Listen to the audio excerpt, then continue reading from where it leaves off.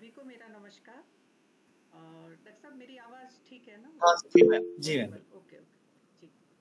सभी को मेरा नमस्कार और सभी प्रतिभागियों को भी वेलकम एंड नमस्कार। आज के स्पीकर का मैं विशेष धन्यवाद करती हूँ कि जब अपनी ऑफलाइन क्लास चलती थी यहाँ करीब करीब 250 लेक्चर यहाँ चले और तब मैं एक वाकया आप सभी को बताना चाहूँगी कि जो प्रतिभागियों के लिए बड़ा प्रेरणास्पद रहेगा।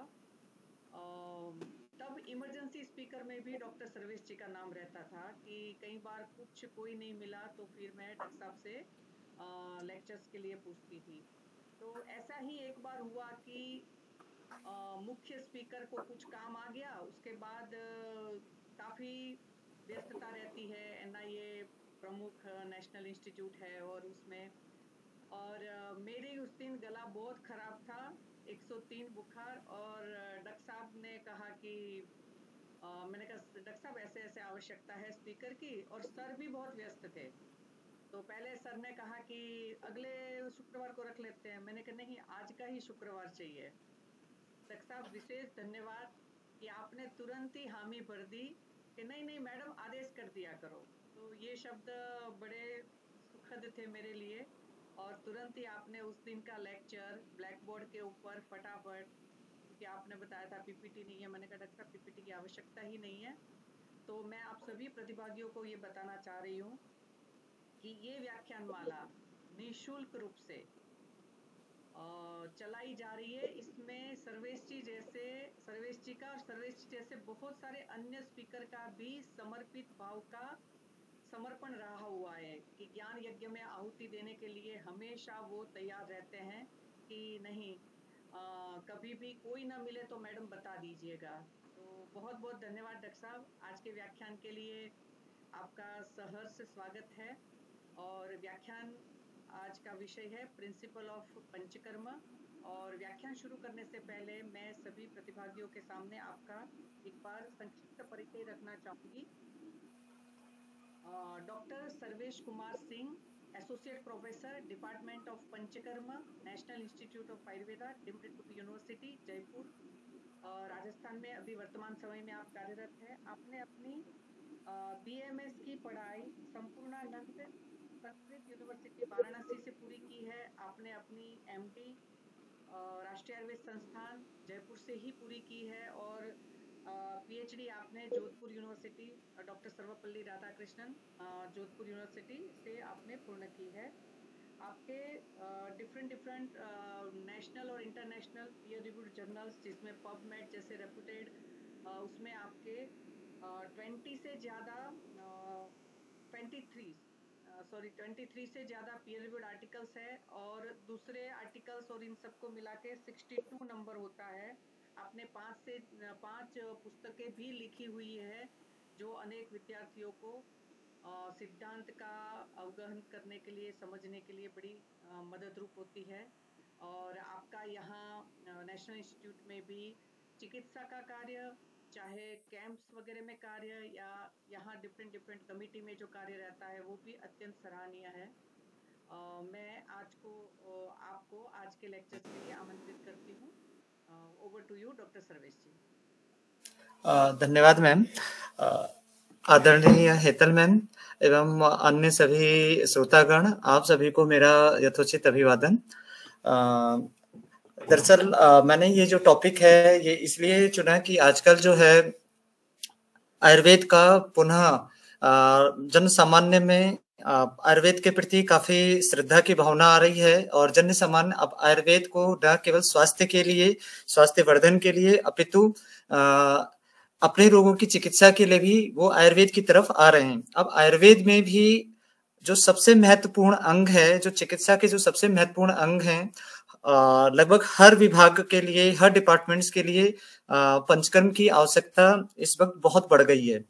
लेकिन इसके साथ साथ ही जो हम लोग अपने रोजमर्रा की प्रैक्टिसेस में देख रहे हैं कि लोगों की पंचकर्म के प्रति श्रद्धा तो है, पंचकर्म कराना चाहते हैं, लेकिन फिर भी पंचकर्म के प्रति बहुत से लोगों में बहुत सारी भ्रांतियां हैं, न केवल रोगियों में अपितु जनसामान्य में, अपितु हम जो पंचकर्म के जो चिकित्सक हैं या फिर अन्य जो आयुर्वेद के चिकित्सक हैं, उन सब में भी बहुत सी भ्रांतियां हैं जिनका मुझे लगता है कि निवारण करना चाहिए। इसीलिए मैंने इस सिंपल पंचकर्म के जो सिद्धांत हैं, इनके ऊपर ये व्याख्यान देने की मेरी इच्छा हुई कि मैं इसके ऊपर व्याख्यान दूं, ताकि लोगों को कॉन्सेप्ट्स क्लियर हो कि पंचकर्म है क्या और पंचकर्म कब करना चाहिए, क्यों करना चाहिए, कहाँ करना चाहिए और कहाँ नहीं करना चाहिए। क्या हर व्याधि में करना चाहिए या कुछ निर्दिष्ट व्याधियां हैं उन्हीं में ही करना चाहिए। तो मैं औपचारिक रूप से अपना व्याख्यान जो है यहीं से स्टार्ट करता हूं। तो पंचकर्म, जैसा आप सभी लोग जानते हैं कि पंचकर्म जो शब्द है, इसकी उत्पत्ति दो शब्दों से मिलकर के बनी हुई है, पंच और कर्म, यानी कि 5 तरह के कर्म। अब आयुर्वेद के 5 तरह के कर्म कौन कौन से हैं, इसके ऊपर जो आयुर्वेद के मनीषी हैं वो बहुत कुछ सोचते हैं कि ये होना चाहिए, ऐसा होना चाहिए, इसमें क्या शोधन है, इसमें समन है, इस तरह के बहुत सारे विचार लोगों के सामने आते हैं। तो जो पंचकर्म की पहली परिभाषा जो कहीं पर, या पंचकर्म का सूत्र रूप में जो पहला वर्णन है, वो चरक सूत्र स्थान के पहले चैप्टर में केवल पंचकर्म का नाम देकर के उन्होंने दिया है। लेकिन पंचकर्म का जो वर्णन किया है कि पंचकर्म रियल में हो क्या सकता है, उसके लिए उन्होंने चरक सूत्र 2 में इसके एक व्याख्या की है। तो उन्होंने बताया है कि वहां पर एक श्लोक आता है, तानि उपस्थित दोषाणाम स्नेह स्वेदोपादने पंचकर्माणि कुर्वीत मात्रा कालयो विचारयान। तो उन्होंने यहाँ पर पंचकर्म के बारे में सब कुछ संक्षिप्त रूप में बता दिया है कि पंचकर्म है क्या, पंचकर्म क्या है, पंचकर्म से क्या समझना चाहिए, कौन कौन से इसमें प्रोसीजर्स आ सकते हैं और कब करना है, कैसे करना है।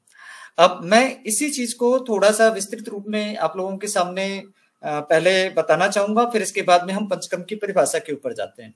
तो यहाँ पर क्लियर उन्होंने लिखा है कि तानि उपस्थित दोषाणाम, यानी कि जो दोष उपस्थित हो चुके हैं। अब जो दोष उपस्थित हो गए हैं वो कैसे हुए हैं, उसके बारे में उन्होंने वर्णन किया है कि स्नेह स्वेदोपादने, स्नेहन और स्वेदन के द्वारा उपादन। फिर उन्होंने कहा है कि पंचकर्माणि कुर्वीत, पंचकर्म करिए, क्या सोच करके, हमेशा मात्रा और काल का विचार करके पंचकर्म करिए। तो ये बहुत ही महत्वपूर्ण व्याख्या है। अगर आप इसको समझना चाहेंगे तो जो इसमें उपस्थित दोष हैं वो सबसे इंपॉर्टेंट है कि उपस्थित दोष किसको कहते हैं। यहाँ उपस्थित दोष का मतलब है कि जो दोष शाखा से कोष्ठ में आ गए हों। शाखा और कोष्ठ का सिद्धांत लगभग सभी आयुर्वेदाचार्यों को मालूम है कि शाखा किसको कहते हैं, कहाँ कोष्ठ कहते हैं। तो जो पंचकर्म का मेन सिद्धांत है, पंचकर्म का जो मुख्य सिद्धांत है कि दोषों को शरीर से बाहर निकालना। जो आपके कुपित दोष हैं, जो आपके वृद्ध दोष हैं, कुपित दोष की बजाय वृद्ध दोष बोलना ज्यादा जरूरी होगा, ज्यादा ठीक है।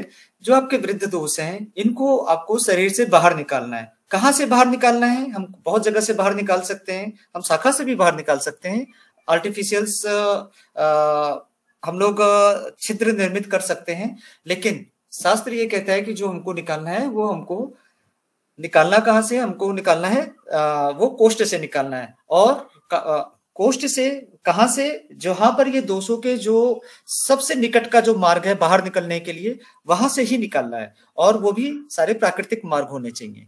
अब ये उपस्थित दोष के बारे में वहां वर्णन है कि शाखा से जो कोष्ठ में आ गए हों दोष। अब शाखा से कोष्ठ में बहुत सी डिजीज ऐसी हैं जहां पर दोष जब बहुत बढ़ जाते हैं तो वो अपने आप ही शाखा से कोष्ठ में चले जाते हैं।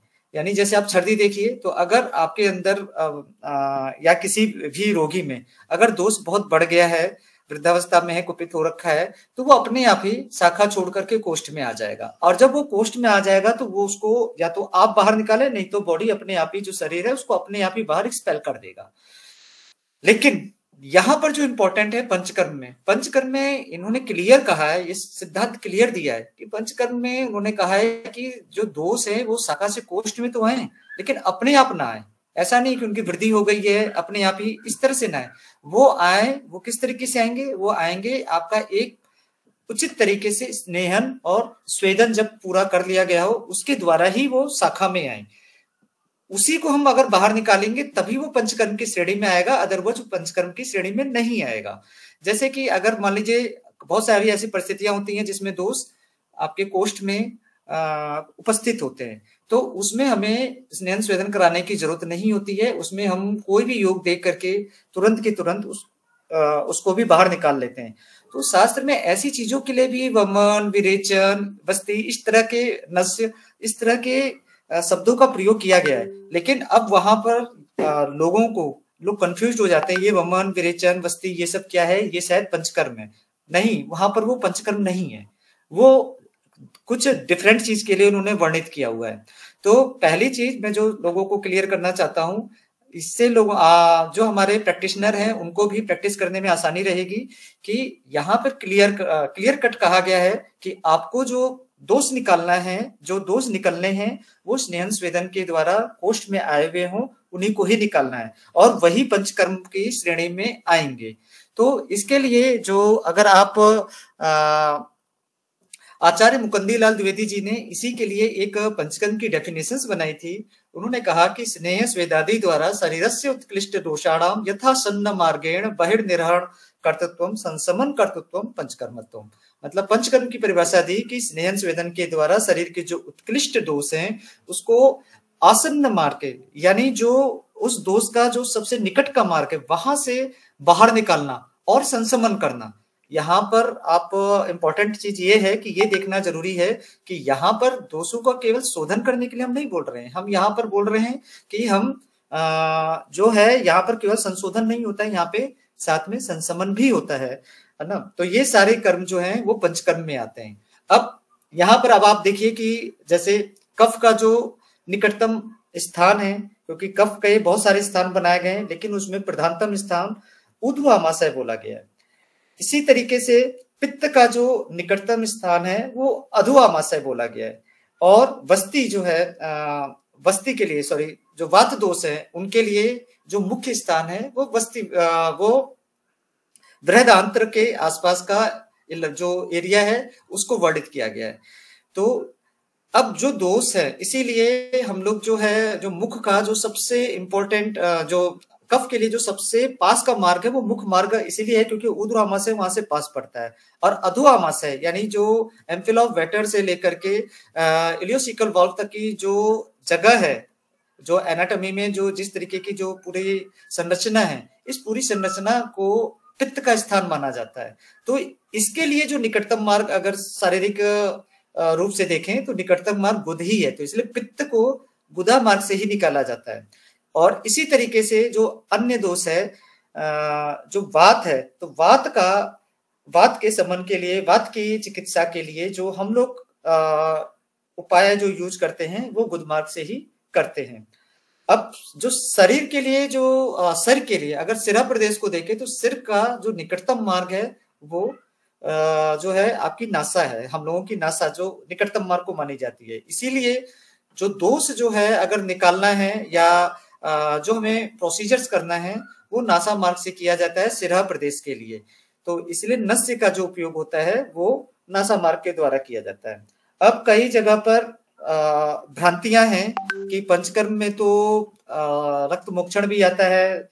कुछ लोग बोलते हैं कि सुश्रुत ने ऐसा बोला, दृढ़न ने ऐसा बोला कि रक्त मोक्षण भी है। अगर आप इस प्रिंसिपल को देखें कि तानि उपस्थित दोषाणाम स्नेह स्वेदोपादन, यानी स्नेहन स्वेदन के द्वारा जो उपस्थित दोष है कहां पर, शाखा को छोड़ के कोष्ठ में आए हुए, तो इस परिभाषा के अनुसार यहाँ पर क्लियर कट लिखा हुआ है कि रक्त मोक्षण जो है वो पंचकर्म का पार्ट नहीं है।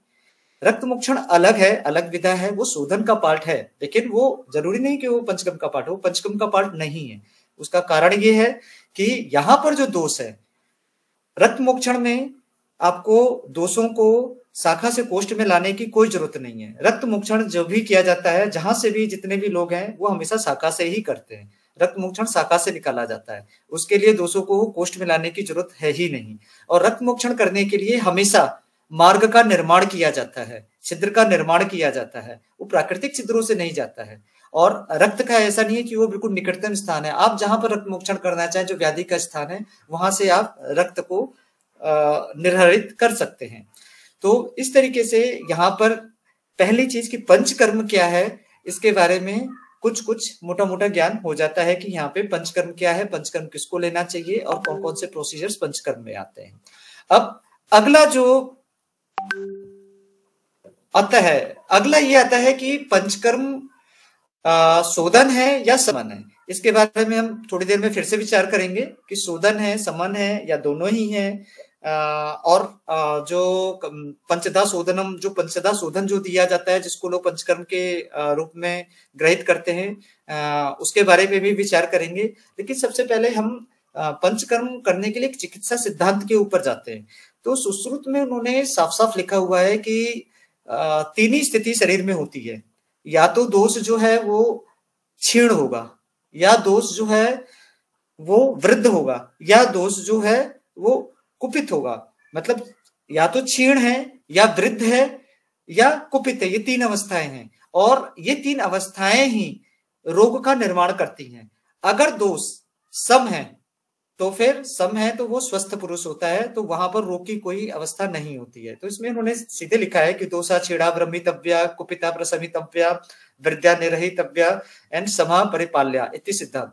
तो उन्होंने वहां पे साफ साफ, देखिए ये एक बहुत ही इंपॉर्टेंट सिद्धांत है जिसको सबको समझना चाहिए। यहाँ पे उन्होंने लिखा है कि दोष अगर क्षीण है तो उसको ब्रह्मण करना है, अगर दोष का कुपित हो गया है तो उसको प्रशमन करना है। ये देखिए ये इंपॉर्टेंट चीज है कि दोष कुपित है तो प्रशमन करना है, और अगर दोष वृद्ध है तो उसको निर्हरण करना है।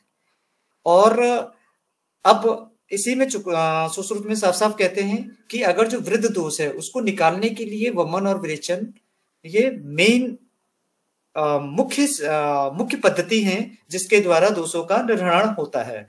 तो यहां पर अब आप देखेंगे कि यहां पर इन्होंने बोला है कि वृद्ध दोषों को बाहर निकाला जाता है और कुपित दोषों को प्रशमन किया जाता है। अब हम नेक्स्ट अब थोड़ा सा शोधन सिद्धांत के ऊपर जाते हैं। शोधन क्या है? तो पंचकर्म में अगर आप लंघन के ऊपर जाते हैं, अगर चिकित्सा में जो सब प्रकार की चिकित्सा है उसमें लंघन है, ब्रह्मण है, रूक्षण है, स्नेहन है, स्तंभन है और स्वेदन है। ये जो 6 प्रक्रिया हैं, ये इन्हीं 6 प्रक्रिया के द्वारा हमको पूरे शरीर का चिकित्सा करनी होती है। इन्हीं 6 को हम लोग हर तरह के चिकित्सा प्रक्रिया में यूज करते हैं। तो पंचकर्म भी बस इन्हीं प्रक्रिया का पार्ट है। तो जो लंघन है, इसमें लंघन के लिए उन्होंने शास्त्र में बोला है चतुष्प्रकारा संशुद्धि। अब चतुष्प्रकारा संशुद्धि क्या क्या है उसके बारे में मैं अगर बताना चाहूं तो वो जो चतुष्प्रकारा संशुद्धि है वो है निरूहवस्थि, वमन, विरेचन और शिरोविरेचन। ये जो चतुष्प्रकारा संशुद्धि है इसको इन्होंने शोधन के अंतर्गत इसकी गणना की गई है। इसी प्रकार अगर हम अष्टांग हृदय पे जाए तो वहां पे पंचधा शोधनम चतत निरूहो वमनम काय शिरो विरेक अस्त्र विस्तृति, यानी वहां पर उन्होंने शोधन बताया है। वहां पे शोधन किस तरह का बताया? 5 तरह का शोधन। 5 तरह का शोधन होता है, शोधन 5 ही तरह का होता है। उसमें जो रक्त विश्रावण है इसको भी उन्होंने शोधन में गणना की है। तो इस तरीके से शोधन तो 5 तरह का ही होता है, लेकिन ये जो पंचधा शोधन है ये पंचकर्म नहीं है। इस बात को फिर से मैं आपको स्पष्ट करता हूं कि पंचधा शोधन को कभी भी पंचकर्म के अंतर्गत काउंट नहीं करना चाहिए। अब पंचकर्म क्या है? पंचकर्म में दोनों तरह की वस्तियां, निरूह वस्ति और अनुवासन वस्तु, इन दोनों को ही माना जाता है। ठीक है, तो पहला है वमन, विरेचन, निरूह वस्ति, अनुवासन वस्ति, यानी ये 4 हो गए। और इसके बाद जो उन्होंने ग्रहण किया है वो उन्होंने ग्रहण किया है पंचकर्म में, वो है नस्य। अब नस्य और शिरोविरेचन इन दोनों में थोड़ा सा, शिरोविरेचन नस्य का ही एक भाग है, लेकिन नस्य 2 तरह का होता है, शिरोविरेचन नस्य और समन नस्य, स्नेहन नस्य। स्नेहन नस्य समन का काम करता है और शिरोविरेचन नस्य शोधन का काम करता है। तो पंचकर्म के अंदर जो नस्य है उसमें दोनों ही आते हैं, यानी शिरोविरेचन भी आता है और समन या स्नेहन नस्य भी आता है। इसी तरीके से इसमें दोनों तरह की वस्तियां आती हैं पंचकर्म में, अनुवासन वस्ति भी आती है और निरूह वस्ति भी आती है। तो यहाँ पर ये सिद्धांत क्लियर हो गया कि शोधन और पंचकर्म में क्या अंतर है।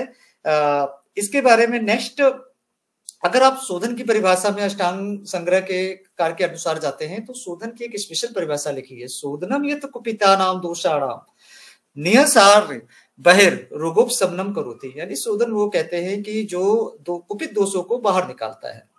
अब यहाँ पर कुपित अवस्था है, इस पर भी विचार करना बहुत जरूरी है कि कुपित क्या है और पंचकर्म में कब करना है शोधन, क्या कुपित अवस्था में करना है या किस तरह की अवस्था में पंचकर्म में शोधन करना है।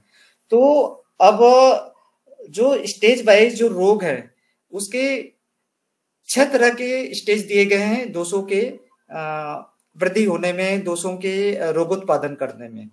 तो जैसे संचयम च प्रकोपम च प्रसरम स्थान संश्रयम व्यक्ति भेदम चायो व्यक्ति दोषाणाम भवेत विषक। यानी इस तरह से उन्होंने बताया हुआ है कि इसके 6 स्टेज होते हैं। 6 स्टेज में है संचय, उसके बाद स्टेज है प्रकोप, उसके बाद स्टेज है प्रसर, उसके बाद स्टेज है स्थान संश्रय, उसके बाद व्यक्ति और उसके बाद भेद। इस तरह के उन्होंने आपको स्टेज बताए हुए हैं। अब जो रोग होता है वो रोग होता है स्थान संश्रय के पश्चात ही, यानी जो ये कुपित दोष है ये शरीर में इधर से उधर परिभ्रमण करते रहते हैं और जब इनको कोई खवय गुण मिल जाता है वहां पर वो स्थिर होकर के उस जगह पर दोष की उत्पत्ति करते हैं। तो अब इंपॉर्टेंट ये है कि रोग तो इस अवस्था में बन रहा है यानी स्थान संश्रय पे, तो अब हमको पंचकर्म करना कब है। इंपॉर्टेंट अब यही है कि हमें पंचकर्म कब करना है। अब अगर अब लोगों में या फिर प्रैक्टिशनर हैं जो अधिकतर हम लोगों ने जिसको महसूस किया है, सारे प्रैक्टिशनर क्या करते हैं कि कोई भी रोग है, किसी भी रोग में जो रोगी आ जाता है तो अगर उसको पहले अपने चिकित्सा सिद्धांत से संशोधन संशमन जो भी करना है वो अपना करना चाहते हैं उसको करते हैं। और अगर वो एक्यूट स्टेज में ज्यादा उसकी अवस्था बढ़ी हुई है, परेशानी ज्यादा है या रोग बहुत वृद्ध अवस्था में है तो फिर वो उसको पंचकर्म करने का सलाह देते हैं। और उसके लिए वो कहते हैं कि आप इसके जो ये पंचकर्म करना है आप इससे आप जाकर के पंचकर्म वालों से मिलकर के इस अवस्था में पंचकर्म कराइए। जबकि पंचकर्म का ऐसा कोई सिद्धांत नहीं है, पंचकर्म ऐसा नहीं कहता। पंचकर्म में अब 2 तरह की अवस्थाएं आती हैं जो मैंने आपको बताई थी। मैंने बताया था कि पंचकर्म में दोनों ही है, शोधन भी है और समन भी है। पंचकर्म की जो आपने वो स्टेज बताई है उसमें समन वाली स्टेज को तो कुछ हद तक उपयोग किया जा सकता है, लेकिन शोधन स्टेज जो है वो हमेशा नहीं यूज की जा सकती। शोधन में इसलिए यूज नहीं किया जा सकता कि शास्त्र में जो वर्णन है कि जो शोधन करना है, जो संशोधन करना है, वो संशोधन केवल और केवल रोग की दोष की कुपित अवस्था में किया जाता है। अब आप यहाँ पे देखिए कि संचय प्रकोप यानी जो प्रकोप की अवस्था है वहां तक ही आप जो है संचय और उसके बाद जो प्रकोप हो गया वहीं पर ही पंचकर्म करा सकते हैं। अब स्थान संश्रय, उसके बाद प्रसर और स्थान संश्रय, जो स्थान संश्रय की अवस्था में रोगों का संशोधन कराने की शास्त्र में अनुमति नहीं है। अब हम लोगों के पास जितने भी आते हैं वो तो या तो डिजीज का व्यक्ति हो जाता है, भेद हो जाता है, यानी उस डिजीज के हमें प्रकार भी पता चल चुके होते हैं, सारी चीजें हो जाती है। तो ऐसी अवस्था में हम लोगों को कहा जाता है कि आपको पंचकर्म करना है। तो ऐसी अवस्था में शास्त्र तो पंचकर्म के लिए मना कर रहा है और पंचकर्म इस तरीके से करना भी नहीं है। तो ये तो बहुत ही विचारी प्रश्न है कि हम लोगों को पंचकर्म आखिर में कराना कहाँ है। तो शास्त्र क्लियर कट कह रहा है कि हमको संचय पूर्वक जो प्रकोप हुआ है, संचय पूर्वक, वहां पे सीधे वर्ड है कि संचय पूर्वक अगर प्रकोप है दोष का तभी आप वहां पर संशोधन करेंगे। अगर वो प्रकोप संचय पूर्वक नहीं है, असंचय पूर्वक है, यानी कि मान लीजिए किसी को कोई यान में चल रहा है, गाड़ियों में चल रहा है, दौड़ रहा है, भाग रहा है, उसके बाद प्रकोपित हो गई है, कहीं से चोट लग गई है, एक्यूट स्टेज है, बाद प्रकोपित हो गई है, तो ऐसी अवस्था में क्या पंचकर्म करना है? नहीं, वहां पे शास्त्र मना कर रहा है। प्रकोप तो है लेकिन वो संचय पूर्वक प्रकोप नहीं है। ठीक है, अचानक में हो गया किसी भी कारण से, तो अगर धीरे धीरे संचय करके हो रहा है तब तो आपको संशोधन करना है, और अगर ये धीरे धीरे नहीं हुआ है इस तरीके से तो फिर आपको संशोधन नहीं करना है। वहां उन्होंने क्लियर अवस्था दी है। यहाँ पे इन्होंने एक चीज और भी अवस्था दी है, अगर आप इसको ढंग से देखें तो वहां पर उन्होंने एक अवस्था और भी दी है। उन्होंने कहा है कि कोई भी एक्यूट स्टेज, अगर आप आगे जाएंगे तो वहां पर क्लियर कट लिखा हुआ है कि कोई भी एक्यूट कंडीशन, किसी भी डिजीज की एक्यूट कंडीशंस में पंचकर्म नहीं किया जाता। मान लीजिए कि किसी का किडनी फेल हो रहा है, किसी का हार्ट फेलियर हो रहा है, कोई अचानक में किसी के पूरे स्किन में अचानक विषर्प बहुत तेजी से बढ़ गया है, ठीक है, ऐसी बहुत सारी कंडीशंस है, इन्फेक्शन हो रहा है, और हम अगर उस वक्त ये कहा जाए कि इसका संशोधन करना है, तो वो शास्त्र में निर्दिष्ट नहीं है, वो शास्त्र उसके लिए मना कर रहा है। तो ये एक इम्पोर्टेंट चीज है जो हमें समझना है कि संशोधन कब करना है। और संशोधन देखिए इंपॉर्टेंट भी होता है। संशोधन का इंपॉर्टेंस ये है कि अगर हमने संशोधन अगर ढंग से नहीं किया तो उसका पुनरुद्भव हो जाता है, यानी जो रोग है, अगर आपने दीपन पाचन लंघन इन किसी भी तरीके से आप दोष को आप या समन के द्वारा दोष का आप ट्रीटमेंट करना चाह रहे हैं, दोष को आप ठीक कर आप उसको साम्यावस्था में लाना चाह रहे हैं, तो भी वो कभी कभार वो दोबारा से कुपित हो सकते हैं दोष इन सब अवस्थाओं से। लेकिन अगर उसको हमने जो दोष कुपित है जो बढ़ गए हैं उसको हमने शरीर से बाहर निकाल दिया तो वो दोबारा से उस रोग की पुनरुद्भव होने की संभावना नहीं होती। तो यहाँ पर संशोधन का महत्व दिया गया है। इसी तरीके से एक बात और कही गई है कि जैसे कि पानी होता है, पानी में अगर मणि डाल दिया जाए तो वो पानी को शुद्ध रखता है, लेकिन कुछ समय के पश्चात क्या होता है कि उस मणि पर भी कुछ गंदगी सेडिमेंटेशंस जो होते हैं वो वहां पर इकट्ठा होने लग जाते हैं। तो इसीलिए समय के अनुसार कुछ समय पश्चात यानी ऋतुओं में अगर धीरे धीरे संचय होते हुए जब दोष का संचय हो जाए और जब वो प्रकोपावस्था में प्राप्त हो तो उस वक्त हम लोगों को उसका संशोधन कर देना चाहिए। मैंने इस पे ऑलरेडी पहले ही बता चुका हूं कि पंचकर्म और पंचशोधन में क्या डिफरेंस है। पंचकर्म और पंचशोधन दोनों ही डिफरेंट चीजें हैं। पंचकर्म के अंदर 4 तरह के संशोधन आते हैं, तो इसीलिए कभी भी संशोधन या पंचकर्म को सेम ना समझें। तो ये एक चीज क्लियर कट करने के लिए मैंने यहाँ पर वर्णित किया है। अब इसके बाद पंचकर्म का इंडिकेशंस क्या है। तो हमने जैसे ही बताया कि पंचकर्म के बारे में जैसे बताया कि पंचकर्म करना है, कब करना है, संचय पूर्वक जब प्रकोप हो जाए। तो अब होता क्या है कि जैसे कि कभी बांध देखिए, बांध में क्या होता है कि जब बारिश का पानी खूब आता है, धीरे धीरे बढ़ता चला जाता है, तो बांध खूब सारा बढ़ जाता है। अब उस पानी को अगर आपने नहीं निकाला तो वो क्या करेगा, इधर उधर से तोड़ ताड़ देगा, सारे बांध को ही तोड़ देगा, कहीं से भी तोड़ेगा, और उससे जो है बहुत सारे जो प्रॉब्लम है वो उत्पन्न हो जाती हैं। लेकिन अब शास्त्र ने इसी कई उदाहरण देकर कहा है कि अगर उस बांध का एक जो बंद है, यानी जो एक उसकी बाउंड्री अगर उसको तोड़ दे या उसको हटा दे, या फिर जैसे बांध का कोई गेट खोल दे, उस पानी को निकाल दे, तो उससे उस बांध की भी सुरक्षा होती है, उस शरीर की भी सुरक्षा होती है। वही चीज इन्होंने बोला है शास्त्र ने कि ऐसी कंडीशंस में आपको जो है, जो इसको बहुत दोषावस्था कहा है, ऐसी कंडीशंस में उन्होंने कहा है कि आपको जो है दोषों को निकाल देना चाहिए, शरीर से बाहर कर देना चाहिए। और इसके बाद अगर दोष मध्यम अवस्था में है तो वहां पर दीपन, पाचन, लंघन, या कम अवस्था है तो लंघन, इन सब का आप उपयोग कर सकते हैं। तो इस तरीके से पानी को, यानी अगर पानी थोड़ा कम है तो उसे हटाना है, बांध का पानी सुखाना है तो वो भी सूख सकता है, वो धूप उप से अपने आप ही इवेपोरेट होकर के सूख सकता है। ठीक है, तो इस तरीके की परिस्थितियों का शास्त्र ने साफ साफ इंडिकेशंस किया है, वर्णन किया है कि आपको किस अवस्था में कब क्या कराना है, उसमें साफ साफ इंडिकेशंस हैं। तो पंचकर्म जो है हमेशा जो कराना है, या संशोधन जो हमेशा कराना है, वो हमेशा बहुदोषा अवस्था में ही कराना है, और अवस्थाओं में कराने की इसकी इंडिकेशंस नहीं है, नहीं कराना चाहिए। तो यहाँ पर देखिए फिर अगला क्लियर लिखा है कि तत्र चय पूर्वकम कोपमागता, यानी जो चय पूर्वक जो प्रकोप हुआ है वहीं पर ही संशोधन का विधान है, वहीं पर संशोधन करना है। अब बहुदोषावस्था के बारे में भी शास्त्र ने वर्णन किया है कि बहुदोषावस्था किसको कह सकते हैं। तो जिन लोगों में अविपाक हो, अविपाक का मतलब है कि डाइजेशन बहुत अच्छी तरीके से ना हो, अरुचि, स्थौल्य, पांडुता, गौरव, क्लम, पिटिका, कंडू, इस तरह की जितनी भी व्याधियां हैं, आलस्य है, थकावट है, दौर्बल्य है, दौर्गंध है, और अवसाद है, इसी तरीके से श्लेष में पित्त का उत्क्लेश है, निद्रा, या तो निद्रा का नाश है, यानी पूरी तरीके से निद्रा समाप्त हो गई है, या फिर बहुत ज्यादा निद्रा आ रही है, तंद्रा है, क्लैप्य है, और बुद्धि जो है विभ्रम अगर उत्पन्न हो गया है और असस्त स्वप्न दर्शनम, यानी जो नाइटमेयर्स हैं, यानी जो बुरे स्वप्न अगर उसको आते हैं, और साथ में अगर उसको हम किसी भी तरह का ब्राह्मण, अगर रोगी को हर तरह से ब्राह्मण दे रहे हैं, ब्राह्मण द्रव्य खिला रहे हैं, फिर भी उसका बल वर्ण का नाश हो रहा है, तो ये सारी कंडीशंस बहुदोषावस्था में मानी जाती हैं। तो ऐसी अवस्थाओं में शास्त्र ने संशोधन करने के लिए वर्णन किया हुआ है। ऐसी अवस्था में शास्त्र ने कहा है कि आपको संशोधन कराना है।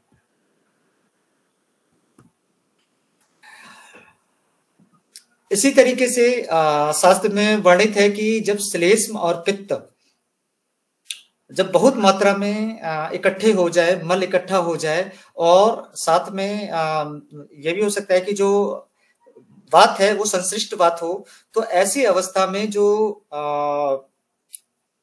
व्रत शरीर वाले लोग हैं उनमें, और बलि जो लोग हैं उनमें लंघन कराया जा सकता है, उनमें संशोधन कराया जा सकता है।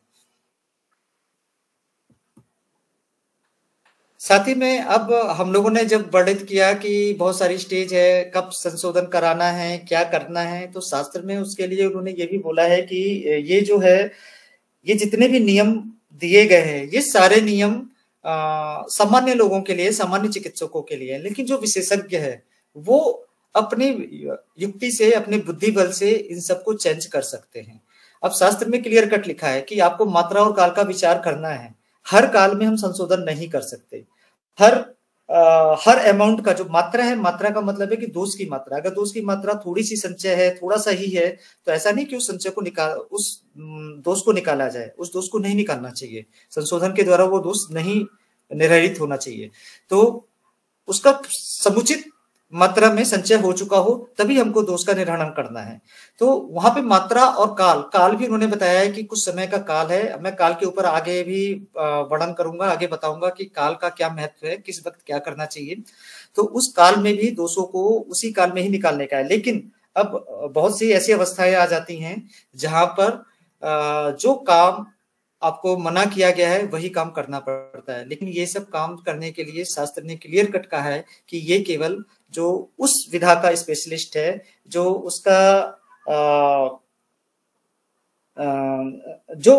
विशेषज्ञ है, उसी को ही इन सब चीजों में वो चेंजिंग कर सकता है। तो उसके लिए उन्होंने साफ साफ लिखा है, उत्पत्ते ही सावस्था देश कालम बलम प्रति यस्या कार्य अकार्यम स्यात् कर्म कार्यम च वर्जितम, यानी कि देश और काल को देखते हुए जो काम या कार्य कहीं पर अनुचित है या मना किया गया है, उस काम को करा भी जा सकता है, करना भी चाहिए। जैसे कि छर्दी है, हृदय रोग है और गुल्म है, इन सब में वमन का कॉन्ट्रा इंडिकेशन है। शास्त्र में पढ़ेंगे साफ साफ कॉन्ट्रा इंडिकेशन है। लेकिन कुछ अवस्थाओं में अगर ये दोष अवस्था में अगर ये है तो हम उसमें ये सब कर्म भी करा सकते हैं। इसी तरीके से किसी भी तरह की स्किन के जो डिसऑर्डर्स हैं, बहुत सी ऐसी अवस्थाएं आती हैं स्किन के डिसऑर्डर्स में जहां पर सभी, आप ये तो मानिए कि बहुत सी अवस्थाएं नहीं, लगभग सभी अवस्थाओं में स्किन के डिसऑर्डर्स में निरूह वस्ती, अनुवासन वस्ती, यानी वस्ती जो है वो कॉन्ट्राइंडिकेटेड की गई है।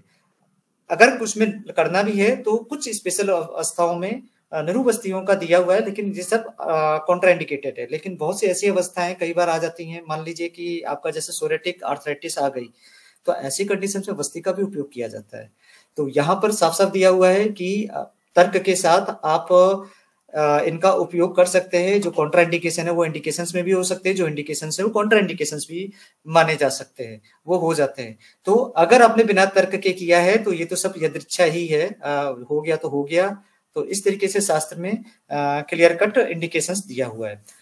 इसके बाद शास्त्र में एक बात और भी बोली है कि पंचकर्म कराना किसको नहीं है। ये सबसे इंपॉर्टेंट चीज है कि पंचकर्म किसको नहीं कराना है। अब यहाँ पर नहीं कराने का मतलब जो सामान्य कॉन्ट्राइंडिकेशंस है उसके अलावा, मान लीजिए वो सामान्य कॉन्ट्राइंडिकेशंस को अगर आप इंडिकेशन कॉन्ट्राइंडिकेशंस पढ़ें तो उसमें उसके लिए इंडिकेटेड है कि पंचकर्म इसमें इंडिकेटेड है, इसमें पंचकर्म कराया जा सकता है। लेकिन कुछ ऐसी कंडीशंस शास्त्र ने बताई है कि इन रोगियों में पंचकर्म इंडिकेटेड होते हुए भी आप किसी भी तरीके से आप पंचकर्म किसी भी हालत में पंचकर्म बिल्कुल भी नहीं कराना है।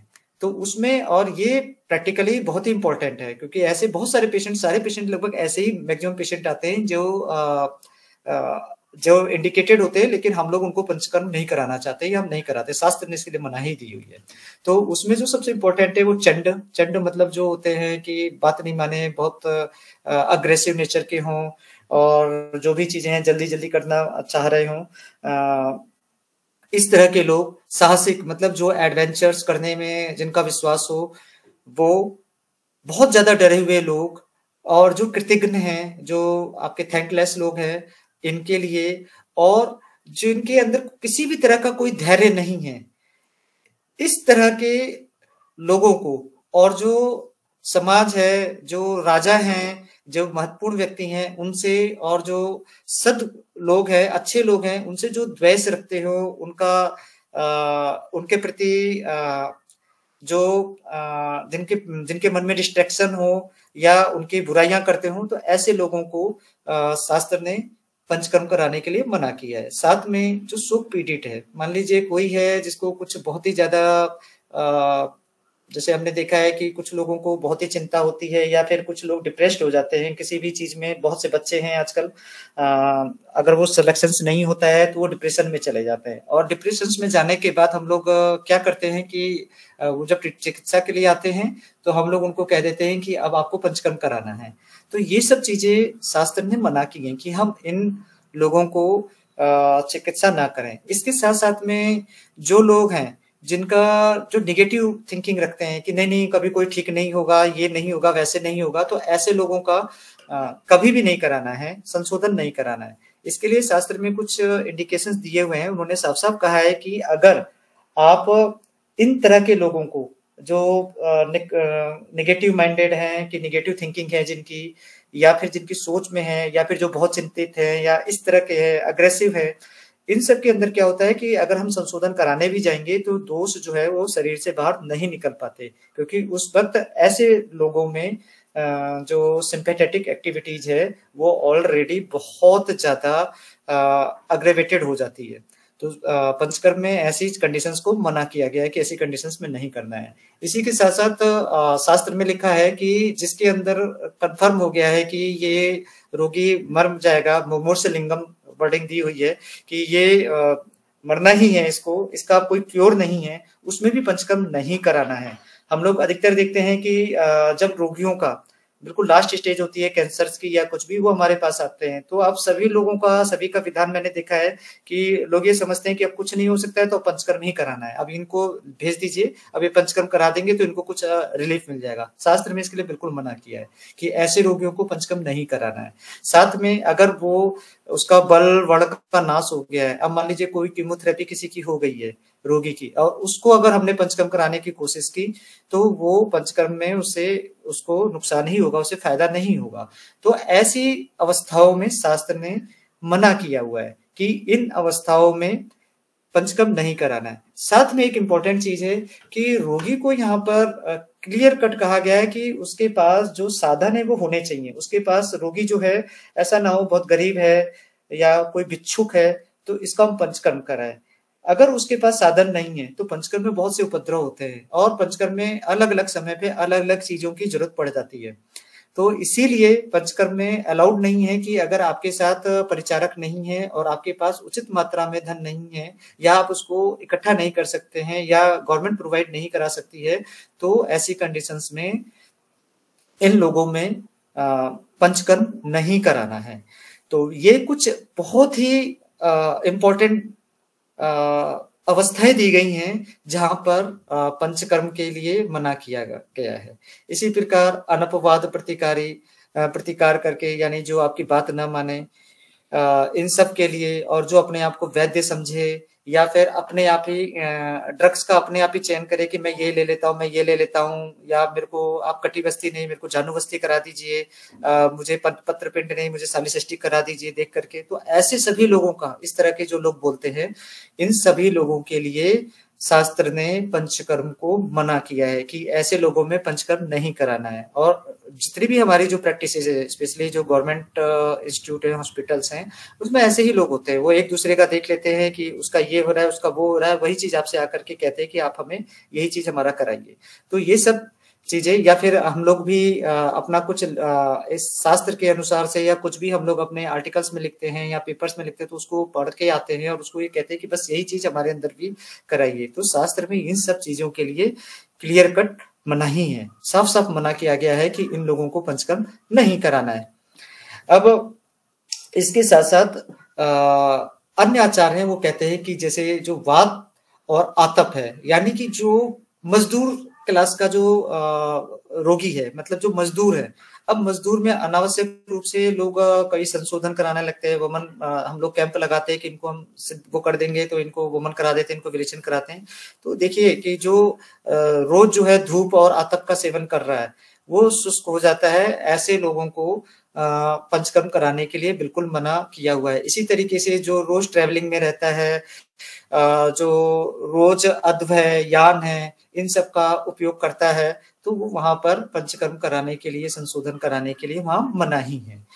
अब इसके बाद सबसे इंपॉर्टेंट कंडीशन क्या है कि किसी भी तरह के साम कंडीशन जो है शरीर में, यानी जहां आमता है वहां पर पंचकर्म कराने के लिए मना है। अब हमारे यहाँ ये एक बहुत ही इंपॉर्टेंट चीज है।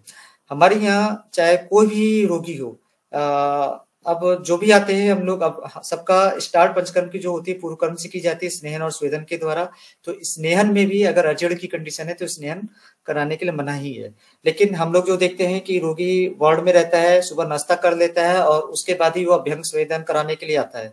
तो हम लोगों को पंचकर्म में हम लोग बिल्कुल इसको क्लियर कट है कि हम इसको बिल्कुल मना करते हैं कि आपको कुछ भी नहीं खाना है। यानी कि आहार जो है अभी पाक की जो अवस्था है उसमें अगर चल रहा है तो उसमें फिर आपको इस तरीके की कंडीशंस में नहीं करना है। और बहुत से अजीर्ण हैं, आम हैं, इन सब कंडीशंस में शास्त्र ने बिल्कुल मना किया है कि आपको किसी भी तरह का संशोधन या पंचकर्म की कोई भी प्रक्रिया को उपयोग नहीं करना है।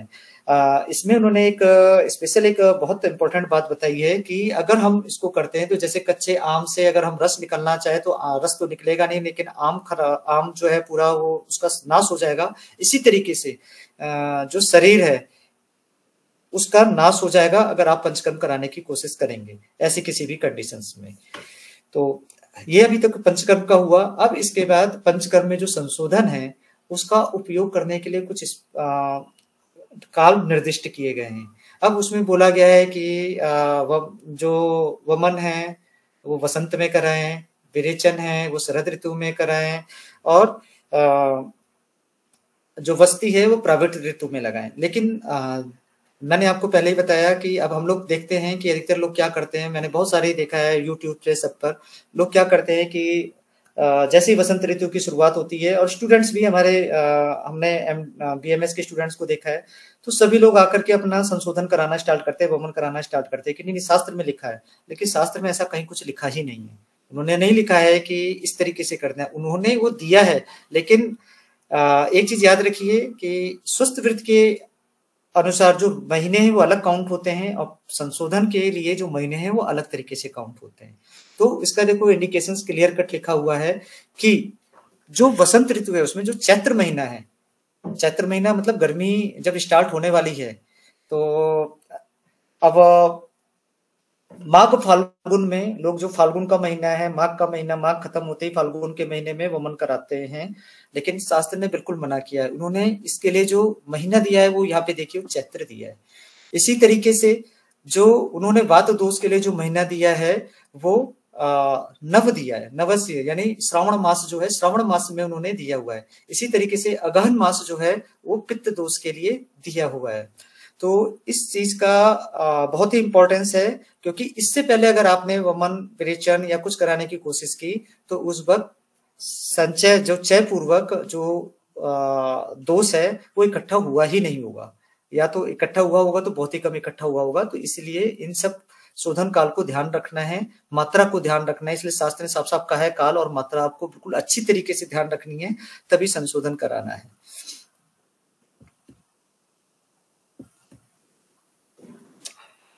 अब एक इम्पोर्टेंट ये है कि जैसे कहा है कि संशोधन में पंचकर्म में पूर्व कर्म का बहुत ही महत्व है। पंचकर्म के पूर्व कर्म में मैंने बहुत सारे लोगों को देखा है, लोग पाचन कराना स्टार्ट कर देते हैं, लोग दीपन कराना स्टार्ट कर देते हैं, और हम जब पूछते हैं कि पूर्व कर्म पंचकर्म का क्या है तो दीपन पाचन भी बताते हैं।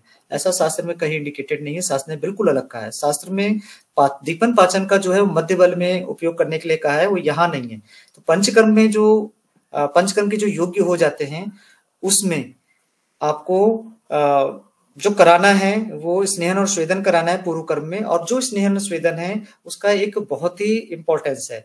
वो क्या होता है स्नेहन और स्वेदन, ये इसका महत्व है कि जो शाखा में जो कोष्ठ है उसको वो लाते हैं कोष्ठ में, शाखा में जो दोष है उसको लाते हैं वो कोष्ठ में। अब वो किस तरीके से लाते हैं, दृद्या विशंदनात् पाकात् स्रोतो मुख विशोधनात् शाखा मुक्त्वा कोष्ठम यान्ति वायुष निग्रहात्। यानी कि या तो वो दोषों की वृद्धि करते हैं, दोषों की वृद्धि स्नेहन के द्वारा होती है। विष्यंदन ये स्नेहन का एक प्रक्रिया है, स्नेहन कर्म की। यहाँ पर भी आप स्नेहन और स्नेहन कर्म दोनों डिफरेंट चीजें हैं, उसके बारे में हम बाद में कभी बात करेंगे। तो जो स्नेहन कर्म है उसमें विष्यंदन होता है। अब इसके बाद पाकात्, यानी जो पाक होता है, दोषों का पाक है, यानी आम का पाक है, जितनी भी तरह की चीजें हैं इन सब का जो पाक है ये स्वेदन के द्वारा होता है। और स्रोतों का मुख का विशोधन, जो स्रोतों के मुख का विशोधन है ये स्वेदन के द्वारा होता है। और इसी तरीके से जो वायु का जो निग्रहण है, यानी वायु को जो प्राकृतिक अवस्था में लाना है, ये स्नेहन और स्वेदन दोनों कर्म करते हैं। तो ये प्रक्रियाएं हैं जो शास्त्र में लिखा है कि शास्त्र शाखा से कोष्ठ में कैसे लाना है, उस प्रक्रिया के लिए पूर्व कर्म जो है वो इस तरह से उपयोगी है। इसके बाद पंचकर्म कराने वाले जितने भी रोगी हैं उसमें कुछ विषयों का बहुत ही ध्यान रखना है। तो वो क्या ध्यान है, उच्चार्य भाषम रथ शोभम अति चक्रमण आसने अजीर अहिते भोज्य च दिवा स्वप्नम स मैथुनम। यानी कि जो ज्यादा तेज बोलना, जर्नी करना, चक्कर, रोज सुबह मॉर्निंग वॉक करना, एक ही अवस्था में बहुत देर तक बैठे रहना, अजीर्ण का है, अहित भोजन करना, ठीक है, दिन में सोना, और जो सेक्सुअल एक्टिविटीज है इसमें सम्मिलित होना, इन सबको वर्जित किया गया है। अब हम तो सीधे सीधे पेशेंट्स को एक ही तरीके से समझाते हैं कि पंचकर्म का मतलब क्या है। पंचकर्म कराने का मतलब है कि आप बिल्कुल वही सभी प्रक्रियाओं से गुजर रहे हैं जो प्रक्रियाएं सर्जरी में अपनाई जाती हैं। आपकी सर्जरी की जाती है तो बॉडी में सर्जरी होने के बाद बहुत सी एक्टिविटीज स्टिमुलेट हो जाती है, सिंपैथेटिक एक्टिविटीज स्टिमुलेट हो जाती हैं।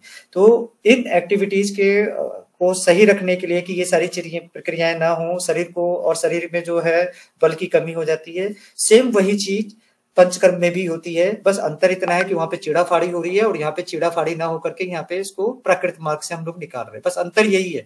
लेकिन जो उसमें शरीर को जितना उसमें स्ट्रेस पहुंचता है सेम वही स्ट्रेस पंचकर्म में भी पहुंचता है। तो आपको उसमें जिस तरीके से आप अपने शरीर की रक्षा करनी है उसी तरीके से पंचकर्म में भी रक्षा करनी है। तो इसलिए पंचकर्म के रोगियों से कहा जाता है कि आप ऊंची भाषा में बोलेंगे नहीं, इन सब जितने भी जो परिहार विषय हैं इनका पालन करेंगे। और अधिकतर हम लोगों ने देखा है कि लोग आते हैं वो ये कहते हैं कि मैं तो ओपीडी में बाहर से चला आता हूँ, मैं रोज आकर ओपीडी लेवल पे पंचकर्म करा लेता हूँ, और मुझे जैसे मुझे दिन भर बैठना है, यानी कोई शिक्षक है वो कहेगा कि मैं तो लेक्चर भी दूंगा, रोज मैं क्लास भी लूंगा, और वकील है वो बोलेगा मैं रोज क्लास लूंगा। इसी तरीके से जो आईएएस हैं या फिर जो लोग हैं, कर्मचारी लोग हैं, इनको दिन भर बैठना होता है एक ही अवस्था में। तो अगर ऐसी कोई भी अवस्थाएं हैं तो इन सब चीज को अगर वो कर रहे हैं तो फिर वहां पे पंचकर्म ना करें, या फिर वहां पे अगर पंचकर्म करेंगे तो प्रॉब्लम होगी। इसी तरीके से अजीर्ण है, अब अभी आपने थोड़ा सा कुछ खाया, थोड़ी देर के बाद समोसा खा लिया, फिर थोड़ी देर के बाद कुछ आया वो खा लिया, बार बार कर रहे हैं। अहित भोजन है कि दूध है तो दूध में आइसक्रीम भी मिला दे रहे हैं, आइसक्रीम के साथ जो है रसगुल्ला खा रहे हैं, इस तरह की अगर कोई चीजें कर रहे हैं, सब अहित भोज है, ये सारी चीजें कर रहे हैं, तो ये सब पंचकर्म में इन सब का निषेध किया गया है। तो पंचकर्म कराते वक्त इन सब का स्पेशल ध्यान देना है कि ये सब चीजें नहीं होनी चाहिए। ये सब विषय का रोगी पूरी तरीके जो परिहार विषय है इसका पूरी तरीके से वो ध्यान रखे कि इसका परिहार ही करे। इसके साथ ही मैं, क्योंकि समय सीमा है, समय सीमा में 6:50 हो गए हैं, तो मुझे 10 मिनट में क्वेश्चन आंसर्स के लिए छोड़ने के लिए मैं अभी इसको समाप्त करता हूँ। धन्यवाद। अगर इसमें कोई भी चीज है, बहुत सी, क्योंकि पंचकर्म तो बहुत ही ब्रॉड सब्जेक्ट है और इसको ऐसा नहीं है कि 1 घंटे के अंदर इसके सारे सिद्धांत को एक्सप्लेन किया जा सके। तो इसमें अगर कोई भी चीज समझ में न आ रही हो तो आप फिलहाल में आप पूछ सकते हैं। तो आपके जो प्रश्न हैं वो आमंत्रित हैं। धन्यवाद जी। बहुत बहुत धन्यवाद डॉक्टर साहब। बहुत नाइस सेशन था और बहुत सारे क्लिनिकल काम, बहुत सारे प्रतिभागी को कहीं ना कहीं प्रेरित करेंगे और वो अपने पेशेंट्स के लिए, क्योंकि बहुत सारे चिकित्सक हमारे साथ जुड़ते हैं और मैं समझती हूँ कि उनके लिए ये बहुत अच्छा रहेगा। डॉक्टर उज्ज्वला, आपने हैंड रेज किया है तो आप अनम्यूट करके पूछ सकते हैं और अनम्यूट करके पूछने के बाद फिर माइक को फिर से म्यूट करिएगा। धन्यवाद। जी मैम, नमस्ते मैम, नमस्ते सर। बहुत ही अच्छा सेशन था सर। मुझे एक प्रश्न था कि शोधन के बारे में, जैसे कि लोग अभी जो कोई भी पेशेंट्स आते हैं ना, तो वो बोलते हैं कि हम डिटॉक्स वाटर लेते हैं। सुबह अर्ली मॉर्निंग उनका शुरू हो जाता है मेथी का पानी, धनिया का पानी, अलग-अलग पानी, मतलब एक-एक पेशेंट 5-5 काढ़े बना के पीते हैं डिटॉक्स के लिए, यूट्यूब पे देख के। और दूसरा पेठे का जूस तो अभी बहुत फेमस हो गया है कि बहुत से लोग वो सेवन कर रहे हैं डिटॉक्सिफिकेशन के लिए। तो उनको हम कैसे समझाएँ कि ये इस तरह से डिटॉक्सिफिकेशन नहीं होता है और इसके आपके प्रकृति के ऊपर बहुत ही साइड इफ़ेक्ट हो सकते हैं। तो आपको जैसे शोधन के बारे में ज़्यादा नॉलेज है, तो उनको हमारी भाषा में हम कैसे समझाएँ कि ये घातक हो हाँ, सकता है? देखिए, ये एक बहुत ही महत्वपूर्ण विषय है जो आपने क्वेश्चंस उठाया है। ये बहुत इंपॉर्टेंट क्वेश्चंस है। ऐसा हमेशा ही होता है। आजकल जो कमर्शलाइजेशन है उस समय में लोगों ने डिटॉक्स करने का, और ये कहीं करेले का जूस ले रहे हैं, कहीं एलोवेरा का जूस ले रहे हैं, ये सब चीजें लेने के लिए लोग पर डे यूज कर रहे हैं कि वो स्वस्थ रहेंगे। जबकि आप उनको एक चीज क्लियर कट कह सकते हैं कि ऐसा शास्त्र में कहीं भी विदित नहीं है। कहीं भी शास्त्र में नहीं कहा गया है कि किसी जूस को पीना है। आप ढंग से अगर आप शास्त्र को पढ़ें तो वहां पर इन सब के जूस के लिए वर्डिंग आई ही नहीं है। अगर आप किसी सब्जी का, मान लीजिए पत्ते के फ्रूट है, अगर पत्ता, जो पत्ते की सब्जियां हैं, हमारा शास्त्र तो ये कहता है कि उसको पहले उबाल करके उस पानी को फेंक दें, तभी आप उसको यूज करें। लेकिन अब कैसे ये लोगों के दिमाग में आया है, ये जो ये इस तरीके का जो इस वक्त हो चुका है, अब शास्त्र में अवहेलना हो रही है शास्त्र की। तो इसके बारे में आप उनको एक उदाहरण दे सकते हैं कि शास्त्र में कुछ हितकर अहितकर द्रव्य दिए हुए हैं, और हितकर अहितकर द्रव्य में दिया गया है कि कुछ ऐसे ही द्रव्य है, कुछ ही, जिसके लिए साफ साफ लिखा है, जिसका आप रोज सेवन करेंगे तो वो आपके लिए नुकसानदायक नहीं है। लेकिन उसके अलावा जितने भी हैं, वो आप अगर लगातार सेवन करेंगे तो भले ही आपको अच्छा लग रहा हो तो वो नुकसानदायक है। अब उन हितकर और अहितकर द्रव्यों को अगर आप पढ़ेंगे तो उसमें क्लियर कट लिखा है कि केवल एक जो वर्षा का, जो क्या नाम, वर्षा का जल नहीं, जो शरद ऋतु का जो वर्षा का जल है वो, सेकंड नंबर पे जो साली चावल है ये, थर्ड नंबर पे सेंधा नमक, ठीक है, इस तरह की ऐसी, और मुद की दाल, यानी कि जो आपकी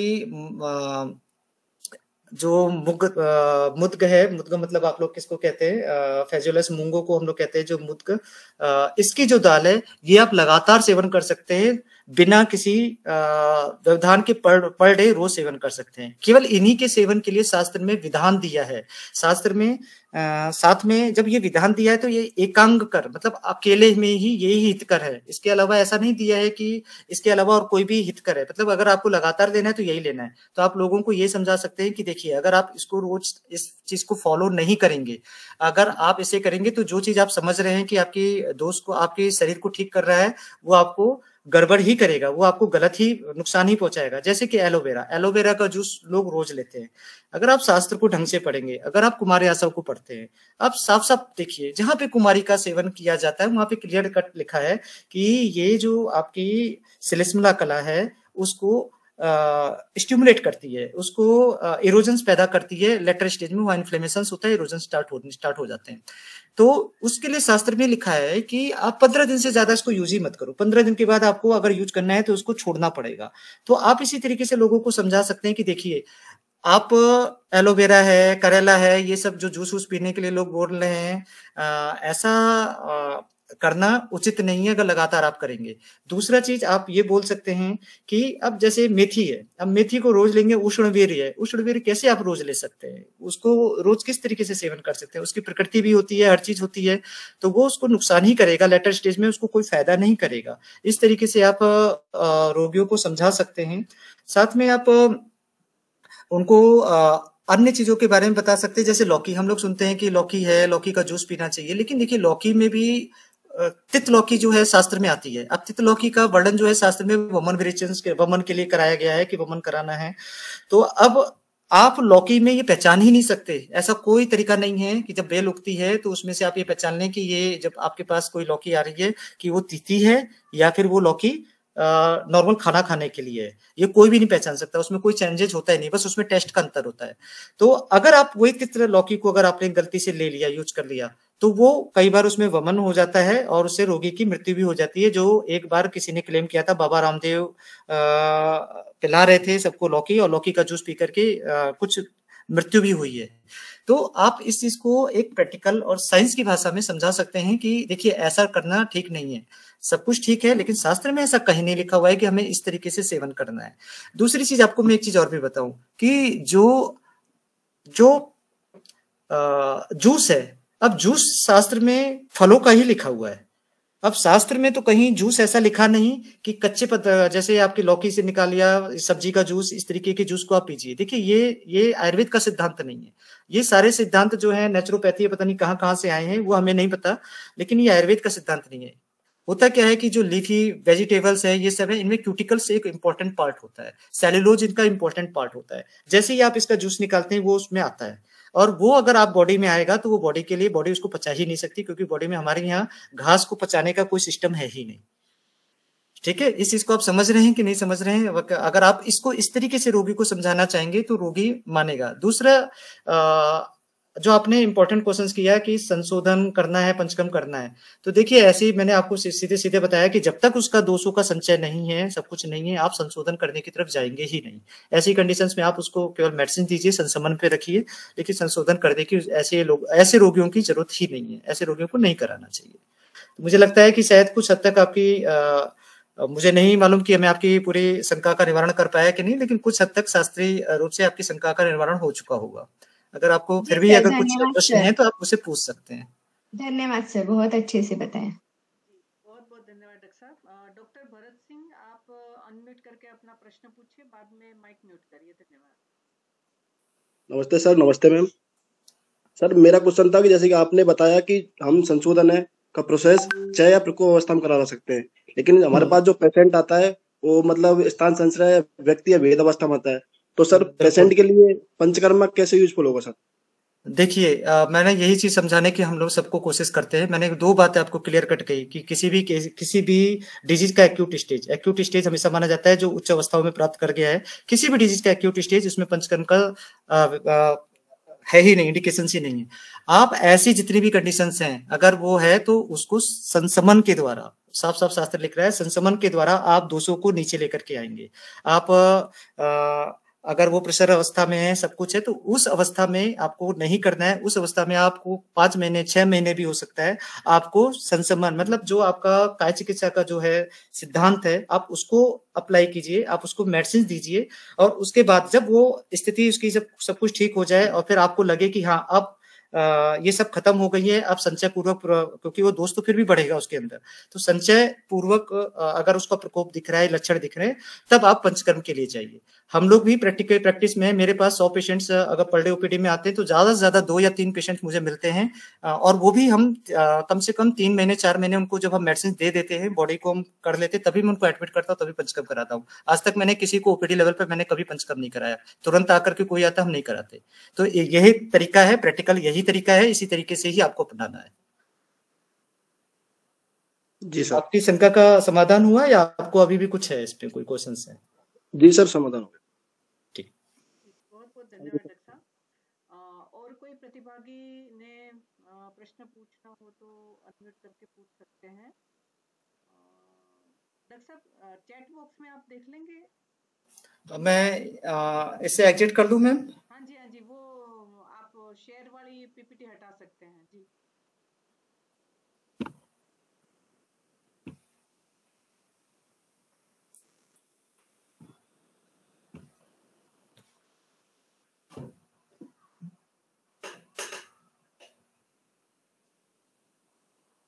एक क्वेश्चन है सोनू शर्मा जी का कि बहुदोषावस्था है और पेशेंट परहेज नहीं कर सकता हो, तब क्या सजेस्ट करे जिससे वो ठीक हो जाए। तो आपको मैं सीधे सीधे बताऊं, आपको सीधे सीधे कहना है कि अगर वो परहेज नहीं कर सकता है, क्योंकि जो पंचकर्म की जितनी भी प्रोसेस हैं ये बॉडी की सिंपैथेटिक एक्टिविटीज को स्टिमुलेट करती है। बॉडी को बहुत ज्यादा स्ट्रेस होता है, कोई भी प्रक्रिया पंचकर्म की, चाहे वमन हो, विरेचन हो, ये बॉडी के अनुकूल प्रक्रिया नहीं है, ये कोई सामान्य प्रक्रिया नहीं है।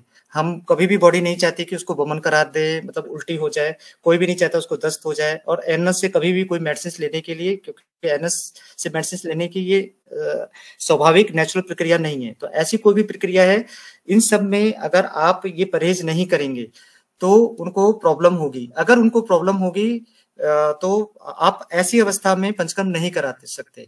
पंचकर्म कराते वक्त बहुत सारी एनर्जी भी वेस्ट होती है, बॉडी की बहुत सारी एनर्जी भी निकलती है।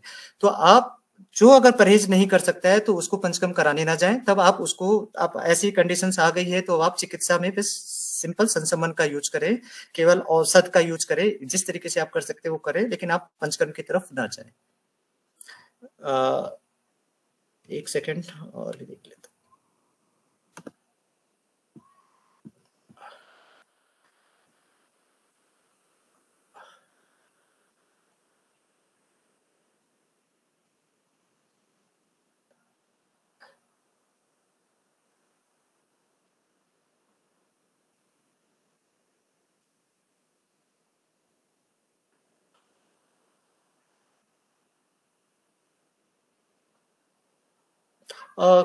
सोनू जी का है,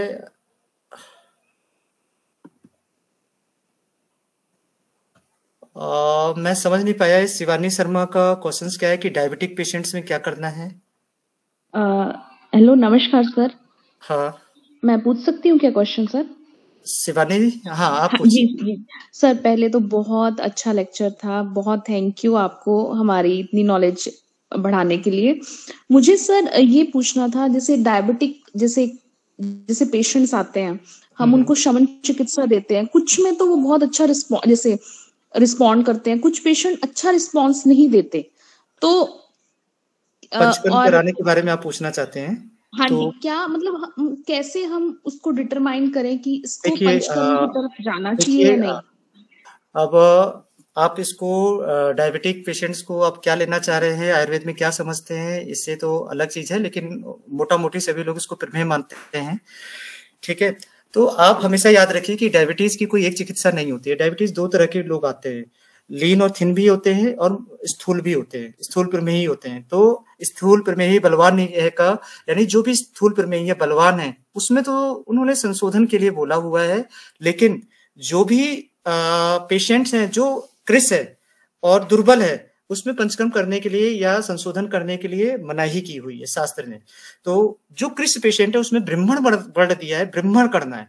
और जो बलवान रोगी है उसमें पहले आपको अपतर्पण करना है, मतलब वमन विरेचन तो कराना है, लेकिन बाद में किसी भी, हर तरह के, दोनों तरह के जो रोगी हैं बाद में उनको संतर्पण ही कराना है। एक चीज ये याद रखिए, ऐसा इस कॉन्सेप्ट को मत करना कि हम लोग आयुर्वेद में क्या करते हैं कि सबको अपतर्पण कराना स्टार्ट कर देते हैं हर तरह के रोगी को। अब इसमें ऐसा कोई जरूरी नहीं है कि आप इसको डायबिटीज मेलाइटस 1 या डायबिटीज मेलाइटस 2 इस तरीके से आप मान रहे हैं कि जो लीन और थिन है वो डायबिटीज मेलाइटस 1 है ना, ऐसा कुछ नहीं है। ये प्रिंसिपल दोनों ही जगह पे सेम लगता है। अगर डायबिटीज मेलाइटस 2 का पेशेंट्स भी कृष आ गया है आपके पास, इस तरीके का है, तो आपको चिकित्सा सिद्धांत तो यही अपनाना पड़ेगा। अब मैं इसका एक बहुत ही इंपॉर्टेंट, एक बहुत अच्छा उदाहरण देता हूँ। आप जब आप पढ़ेंगे चरक सूत्र स्थान शायद 22 है, 22 में पढ़ेंगे तो वहां पर एक सत्तू का वर्णन है। अब आप उसको पढ़ेंगे तो उसमें देखो शास्त्र ने, चरक ने क्या कहा, चरक ने कहा कि प्रमेह रोगी हैं, ये सब है, इसमें सब कुछ करिए, इसमें संतर्पणोत्थ सत्तू देना है। अब उसका वर्डिंग देखो, उन्होंने संतर्पणोत्थ बोला है। अब वहां पे चक्रपाणी क्या कहते हैं, देखो मैं किसी की वो नहीं कर रहा हूँ, क्रिटिसाइज नहीं कर रहा हूँ, लेकिन मैं एक सही बात बता रहा हूँ। चरक बिल्कुल सही कह रहे हैं, वो संतर्पणोत सख्तु बोल रहे हैं कि संतर्पण करता है ये सख्तु सर, आपको ये हर हालत में प्रमेह के रोगी को देना है। अब वहां पर चक्रपाणी लिखते हैं कि इसका नाम संतर्पणो सख्तु तो लिखा है, लेकिन ये अवतर्पण है, वो वर्डिंग ऐसे कहते हैं, मतलब उसको समझ नहीं पा रहे हैं शास्त्र क्या कहना चाह रहा है। शास्त्र बिल्कुल सही कह रहा है कि आपने अगर पतले रोगी हैं, जितने भी हैं, लीन थिन हैं, तो उसमें कोई संशोधन मत करिए, आप डायरेक्ट संतर्पणो सख्तु हैं उसके जो योग हैं उसको यूज कर सकते हैं। इसी तरीके से आप इसको चिकित्सा में भी अपना सकते हैं, जो भी आपको मेडिसिन देनी है आप दीजिए, लेकिन चिकित्सा में इस प्रिंसिपल्स को अपनाइए। और अगर वो स्थूल है, मोटा है, काफी इस तरीके के बहुदोष अवस्था में है और आपकी बात मान रहा है, तब आप उसका अवतर्पण करके, अवतर्पण मीन्स, अवतर्पण का मतलब, अवतर्पण संतर्पण देखिए सही वर्ड नहीं है।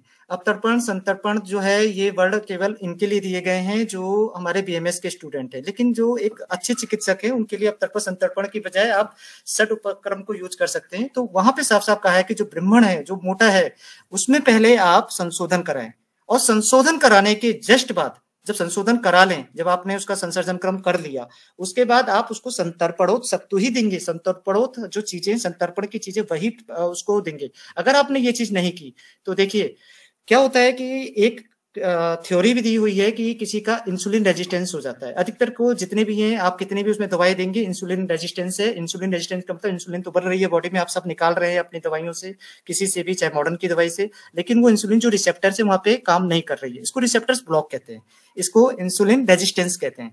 तो ये जो कंडीशन है, वात व्याधि की प्रकोपावस्था, वात व्याधि की कंडीशन है। तो ऐसी कंडीशन क्यों आई? क्योंकि आपने अवतर्पण का हद से ज्यादा यूज किया। तो अगर आपको उसको भी ठीक करना है तो आपको वहां पे संतर्पण करना पड़ेगा। आप इसी चिकित्सा सिद्धांत को चरक चिकित्सा में भी, आप जो प्रमेह का रोगाधिकार है वहां पर चिकित्सा है, जो जब आप संतर्पण देते देते फिर बाद में आप पढ़ेंगे तो वहां पर अवतर्पण, सॉरी, जब वहां पे उन्होंने वमन विरेच का संशोधन का लिखा है, लेकिन बाद में उन्होंने क्लियर कट लिखा है कि आपको संतर्पण चिकित्सा करनी पड़ेगी। तो अब संतर्पण का आप लोगों का क्या कॉन्सेप्ट है, उसको आप चाहे तो बदल सकते हैं, आप उसको ढंग से पढ़ें, इसको आप टेक्स्ट को इसी तरीके से पढ़ेंगे तब आपको समझ में आएगा कि हम डायबिटिक पेशेंट्स को कैसे ट्रीट कर सकते हैं। और आपने अगर कोई भी ऐसा, मैंने डायबिटिक पेशेंट नहीं देखा कि आपको इस सिद्धांत के बिना आप ट्रीट करेंगे तो वो ठीक हो जाए, क्योंकि मॉडर्न में भी होता है, ड्रग की डोज बढ़ती चली जाती है, आयुर्वेद में भी यही होता है कि हम डोज बढ़ाते हैं, ये होता है, वो सब कुछ दिनों तक आराम पे रहता है, लेकिन सब फिर बाद में उसकी प्रॉब्लम स्टार्ट हो जाती है। तो आपको ये सब चीजें नहीं करनी है, आपको केवल सिद्धांत को अपनाना है। अगर आप सिद्धांत अपनाते हैं तो ये सारी चीजें ठीक हो जाएंगी। मुझे लगता है कि शायद आपका जो क्वेरी है वो सॉल्व हो गई होगी। हाँ जी सर, मैं कुछ पूछ सकती हूँ? हाँ पूछिए। जो संसर्जन क्रम है, क्या वो अग्नि के अकॉर्डिंग हम चेंज कर सकते हैं कि अगर पेशेंट को बहुत ज्यादा भूख लगती है संसर्जन क्रम को तो आप क्या समझ हम लीजिए, उसको पहली चीज सीधा जब ही भी संसर्जन क्रम कराते हैं तो यूज लोग पे अधिकतर या 3 दिन इन 5 सब चीजों पे डाल दिन सकते या हैं 7 दिन इस तरीके से बोलते हैं, लेकिन देखिए 3 दिन 5 दिन 7 या दिन मंड पे या विलेपी, यहीं से हमें स्टार्ट करना होगा? शिवानी जी, मेरी आवाज आ रही है शिवानी जी? जी सर, जी सर। हाँ, मैं जवाब दूं? हाँ, देखिए संसर्जन क्रम के ऊपर ना बड़ी सी भ्रांति है, बहुत सारी टीकाकारों ने अपने मन से क्या क्या लिख दिया है, लेकिन अब मैं जो आपको एक बहुत ही प्रैक्टिकल बात बताता हूँ। संसर्जन क्रम जो लिखा हुआ है ना, उसको एज सच ही यूज करना है। As such means as such ही यूज करना है। उसमें लिखा हुआ है कि 3 दिन करना है, 5 दिन करना है, 7 दिन करना है। 3 दिन, 5 दिन, 7 दिन, वो संशोधन में कितना आपके शरीर से वॉल्यूम बाहर निकला है, क्या निकला है, उसके आधार पे। लेकिन लोग अपने आप ही 5 दिन का करके 3 दिन का कुछ समझते नहीं है कि हाँ उसको आ गया, इस तरीके से करते हैं। ऐसा नहीं, नॉर्मली प्रैक्टिस में तो 7 दिन ही करना है। दूसरा, उसका क्रम में है एक, वहां पर एक दिया हुआ है कि लास्ट में आपको मांस रस यूज करना है, राइट? समझ में आ रहा है? मांस रस यूज करना है, ये सब बोला हुआ है। तो अब वहां पर बहुत से चिकित्सा जो व्याख्याकार है, शास्त्र के व्याख्याकार, वो क्या लिखते हैं कि अगर वो रोगी मांस रस यूज नहीं कर सकता है तो कृतयूस को, अकृतयूस, जो अकृतयूस और कृतयूस है, इसको 3-3 काल कर दीजिए, मतलब इनको बढ़ा दीजिए, कम को, कृतयूस की मात्रा को, मतलब इनको बढ़ा दीजिए, और इसी से ही आपका संसर्जन क्रम हो जाएगा। देखिए ऐसा नहीं है, हमारी बॉडी में बहुत से एमिनो एसिड्स होते हैं, बहुत सी चीजें होती हैं जो कुछ प्लांट ऑरिजिन से मिलती हैं और कुछ जो है हमको मिलती है डायरेक्ट एनिमल ऑरिजिन से। तो होता क्या है, देखिए मैंने कहा ना, पंचकर्म कोई भी बहुत अच्छी चीज नहीं है। आप पंचकर्म करा के संसर्जन क्रम आपने ढंग से नहीं कराया, तो आपने ऑब्जर्व किया कि किसी ने ऑब्जर्व किया कहीं पे है कि नहीं है, लेकिन मैं आपको बताता हूँ कि उसकी कभी कराने के बाद ढंग से जिसका अच्छा संशोधन हो जाए, आप उसका विटामिन B12 करा लीजिएगा। तुरंत के तुरंत उसके विटामिन B12 बहुत ही कम हो जाता है, खत्म ही हो जाता है एक तरीके से बॉडी से। ठीक है, अब ये विटामिन B12 आता कहाँ से? ये हमेशा एनिमल ऑरिजिन से आता है, ये आपको सबको पता है। तो अब लोग ये कहते हैं कि भाई मांस रस है, मांस रस का सेवन करना है। अब जिन्होंने कभी मांस रस खाया ही नहीं, मांस रस लिया ही नहीं, तो उनको जो है ये क्या नाम है, उनके अंदर कैसे बन जाता है, उनके विटामिन कैसे बनती है? उनके जो गट है, गट में जो माइक्रोब है वो बनाते हैं, लेकिन जब हम पंचकर्म करते हैं तो सब उसको फ्लश कर देते हैं माइक्रोब्स को। तो उस वक्त शरीर को इनकी जरूरत है, विटामिन B12 की जरूरत है, या और अमीनो एसिड्स हैं जो एनिमल ऑरिजिन से इसकी बॉडी को जरूरत है बॉडी के टिश्यूज को रिपेयर करने के लिए। तो उस वक्त शास्त्र में कहीं भी ऐसा नहीं कहा कि आप इसको शास्त्र में चरक चाहे सुश्रुत दोनों को पढ़ लेना, कहीं पर भी नहीं कहा कि आपको मांस रस का अल्टरनेट है। मांस रस का अल्टरनेट कुछ नहीं है। और अगर कोई मांस रस नहीं पी सकता तो फिर आपको चिकित्सा सिद्धांत अपनाना पड़ेगा, किसका? जो राजयक्ष्मा में दिया है कि उसको कुछ और बता के किसी और का मांस रस देना, या इस तरीके की जो चिकित्सा ये शास्त्र ने बोली है। तो आप इसमें आप ये मत सोचिए कि आप इसको बिल्कुल हटा सकते हैं, क्योंकि उसमें क्लियर कट दिया है कि आपको पहले आपको जो है कैलोरीज आनी चाहिए, पहले आपको जो है कार्बोहाइड्रेट्स आएगा, फिर बाद में थोड़ा सा फैट आएगा, फिर बाद में प्रोटीन्स जुड़ेगी, इस तरीके की सब कुछ प्रोटीन फैट किस तरीके से डाइजेशन है, ये बहुत ही कॉम्प्लिकेटेड चीज है। बॉडी इसके ऊपर बहुत रिसर्च की जरूरत है, ये बहुत इंपॉर्टेंट पार्ट है, लेकिन इसको करना ऐसा अच्छी है जब तक आप इसके किसी अन्य निष्कर्ष पे न पहुंच जाए। क्योंकि ये मेरे प्रैक्टिकल मैंने हमेशा देखा है, मैंने तो हमेशा प्रैक्टिस में किया हुआ है। अगर इसको फॉलो नहीं करते तो पेशेंट को कुछ ना कुछ प्रॉब्लम होती है। वो पता नहीं उसको पता है कि नहीं पता है, आपको पता है कि नहीं पता है, पता नहीं, लेकिन वो होती जरूर है। और जितने भी आप चरक के आप 1 to 30 चैप्टर्स देख लें, जितने भी सिंड्रोम जो भी सारी चीजें दी हुई हैं, सब में जरूर लिखा है पंचकर्म का व्यतिक्रम। हर एक की एक लाइन दी है, पंचकर्म का गलत तरीके से उपयोग, स्नेह स्वेदन का गलत तरीके से उपयोग, हर एक डिजीज पे वो है। तो आप ये समझ लीजिए कि होता है। कार्डियक डिजीज तक मैंने देखी है, 4-4, 5-5 साल के बाद होती हैं। न्यूरोलॉजिकल डिसऑर्डर्स होते हैं, हाथ पे ट्रेमर्स आते हैं। कार चलाने में प्रॉब्लम आती है, पंचकर्म कराने के बाद आती है। तो अगर आपको इनसे बचना है तो आपको इस संसर्जन क्रम को एज सच ही आप फॉलो कीजिए, उसको यूज कराइए। नहीं होता तो फिर आप इसमें पंचकर्म की तरफ मत जाइए। फिर और भी हैं, सिंपल सा उसको हल्का सा मृदु विरेचन दे दो, ये सब करें, वो सब ठीक है। लेकिन पंचकर्म की तरफ अगर आपको जाना है तो आपको संसर्जन क्रम को अपनाना ही पड़ेगा, अगर संशोधन किया है तो। बहुत धन्यवाद डॉक्टर साहब। Thank you sir, thank you very much. Doctor Kimaya, आप अनम्यूट यस मैम। सर, एक पेशेंट के बारे में पूछना था कि अगर हर 15 दिन के बाद मेंसेस आ रहे हैं और ब्लीडिंग एक या 2 दिन ही जा रहा है, तो फिर ऐसे में इनकी अत्यारता की तरह उसको समझ पे वमन कराए या फिर पित्त बड़ा है ये सोच के विरेचन कराए। ये थोड़ा कंफ्यूजन। पहली चीज अत्यारता की कंडीशन है। अत्यारता की कंडीशंस में कभी भी अगर आपने वमन करा दिया, वमन कॉन्ट्राइंडिकेशन है उसमें, अगर आपने गलती से भी उसको वमन करा दिया तो उसको जो है गुल्म रोग हो जाएगा। आप शास्त्र में ढंग से पढ़ लेना, उसमें क्लियर कट लिखा है, ये क्लियर कट इंडिकेशन है, तो वमन तो हो ही नहीं सकता। रही बात जब उसको अत्यारता हो रहा है, बहुत ज्यादा आपकी फ्लूइड बहुत ज्यादा बॉडी से जा रहा है, तो इस कंडीशंस में आप उसको एक तो शरीर में क्या होता है, आम की कंडीशंस भी आ रखी है, इस पर अगर आपने स्नेहपान कराया या विरेचन कराने की कोशिश की तो उसको प्रॉब्लम होगी। इसमें विरेचन भी नहीं कराते। दोनों ही कंडीशंस के लिए कॉन्ट्राइंडिकेटेड है, दोनों में कुछ नहीं करा सकते। इसमें क्या होता है कि अत्यारता जो भी है, इसमें आपने जो सोचा कफ, जो सोचा पित्त, दोनों ही कंडीशंस नहीं है। अत्यारता और रियल में जो कंडीशंस है वो कंडीशंस है वात व्याधि की। उसमें वात जो है वो प्राकृतिक अवस्था में नहीं है। अब वात को प्राकृत करना बहुत सारे तरीके हैं जिससे आप वात को प्राकृत कर सकते हैं। आप विरेचन न दे करके, एक अलग कॉन्सेप्ट है वो आप लोगों को अगर आप ढंग से आएंगे हम क्लासेस समझाएंगे क्या विरेचन है, क्या मैंने जैसे अभी बताया कर्म, पंचकर्म मीन्स स्नेह स्वेदन के द्वारा, वो भी पंचकर्म होता है। इसमें आप मृदु विरेचन दे सकते हैं कुछ समय के लिए, बहुत ज्यादा नहीं, 1 दिन 2 दिन के लिए मृदु विरेचन दे सकते हैं, लेकिन उसको भी सोच समझ के देना है कि कैसे करना है। तो ये पेशेंट्स की कंडीशन देख करके ही डिसाइड की जाती है। आप उसमें बस्ती भी दे सकते हैं, लेकिन वो कंडीशंस देख करके देखनी है वो पेशेंट्स की क्या है। लेकिन ये आप ये मान के चलिए कि ये पूरी की पूरी कंडीशन, जितनी भी आपकी योनि के उपद्रव है, जितने भी इस तरीके की कंडीशंस है, ये बिना बात के होती ही नहीं है। और जो आप कंडीशंस बता रही हैं ये बात का है, और उसके हार्मोनल डिसबैलेंस उसको है ही ज्यादा। तो शुरुआत में आपको संसमन के ऊपर ही चलना पड़ेगा, कम से कम जब तक उसका कुछ कंडीशंस क्लियर ना हो जाए, 3 to 4 months। इसके बाद आप कुछ सोच सकते हैं, अगर आपको देना है तो आप वस्ती प्रक्रिया पे जा सकते हैं। लेकिन सीधे विरेचन का, इसमें विरेचन जो भी मैंने आपको बोला कि जहाँ पे योनि उपद्रव में विरेचन दिया हुआ है, लोग गलत अर्थ लगाते हैं। विरेचन मतलब विरेचन कर्म नहीं है, ये चीज मैं क्लियर इंडिकेशंस बता दे रहा हूँ। विरेचन कर्म और विरेचन अलग है, वमन वमन कर्म अलग है, हर चीज अलग है। सर मैं आप सोच रही समझिए थी तो इसमें बाद ऐसे में, नहीं अभी करते। अभी तुरंत नहीं कराने का, लेकिन बाद में अगर ये 2-3 महीने से उसका चल रहा है तो बाद में जब इनकी पहले हाँ अगर आप उसको कराना चाहते हैं तो आप उसको वस्ती थेरेपी पे लेके जाइए।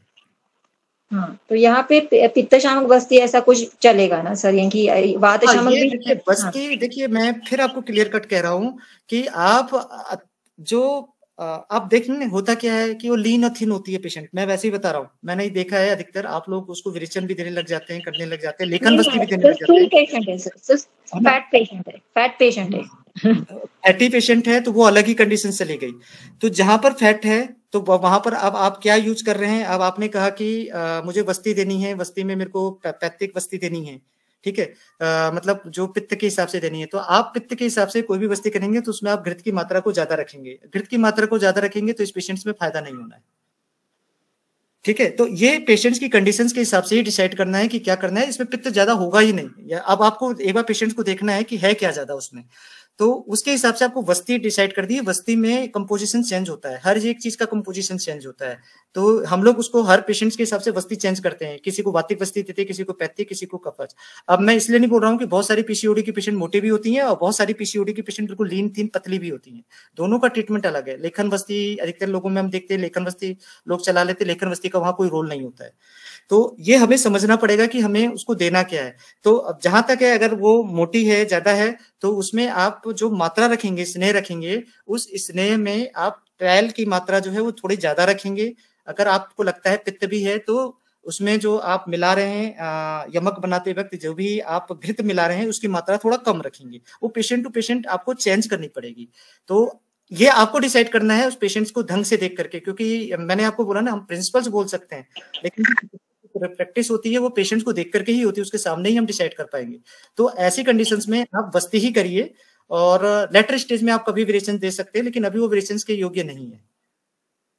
सर इसमें हेतु में दधि सेवन का हेतु मुझे दिखा, एक दधि सेवन रेगुलर बेसिस पे ऐसा। देखिए अत्यार्थों का दधि सेवन के अलावा एक और है, वो आप लोगों ने शायद ध्यान नहीं दिया।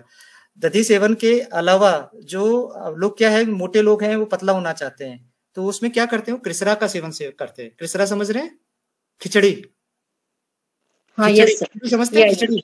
यस, मूंग और चावल की खिचड़ी खाएं, हल्का खाना खाएं, ठीक होगी। कृसरा का सेवन हमेशा अत्यार्थों करने के लिए और अर्बुद बनाने के लिए बहुत ही इंपॉर्टेंट है, जिसके बारे में लोग ध्यान नहीं देते हैं। दधि सेवन तो है ही, दधि अगर आप सेवन करें तो अभिसंध बन रहा है, ठीक है। अब दधि से कफ भी प्रकोपित हो सकता है और पित्त भी। वैसे तो हम तीनों ही चीज को मानते हैं, कफ पित्त प्रकोपित है तो संश्लिष्ट वात भी आ सकती है।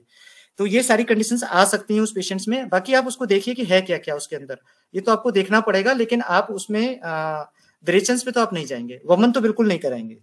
ये चीज बिल्कुल आप याद रखिए। पहले तो आप उसको संशमन करके, बहुत सी वस्तियां भी संशमन में आती हैं, वस्तियां हमेशा सारी संशोधन में नहीं होती, तो संशमन में यूज कर सकते हैं। सर दूसरे पेश में मैंने गुरुची सिद्ध एक शीर बस्ती और उसमें महापित्त घृत ऐसा यूज किया है, तो उसका अच्छा रिजल्ट रहता है। देखिए ये जितना भी महातिक्त का है, गुरुची सिद्ध है, ये सब हम लोगों को पंचतिक्त क्षीरवस्ती का हम लोगों के उपयोग में आती हैं, कुछ अलग नहीं है उससे। और पंचतिक्त क्षीरवस्ती हम लोग केवल और केवल वात व्याधियों की चिकित्सा के लिए ही, शास्त्र में भी लिखा है, वही देते। वही मैं आपको बता रहा हूँ, आपको पता नहीं सिद्धांत आप उसको फॉलो कर रहे हैं कि नहीं कर रहे हैं।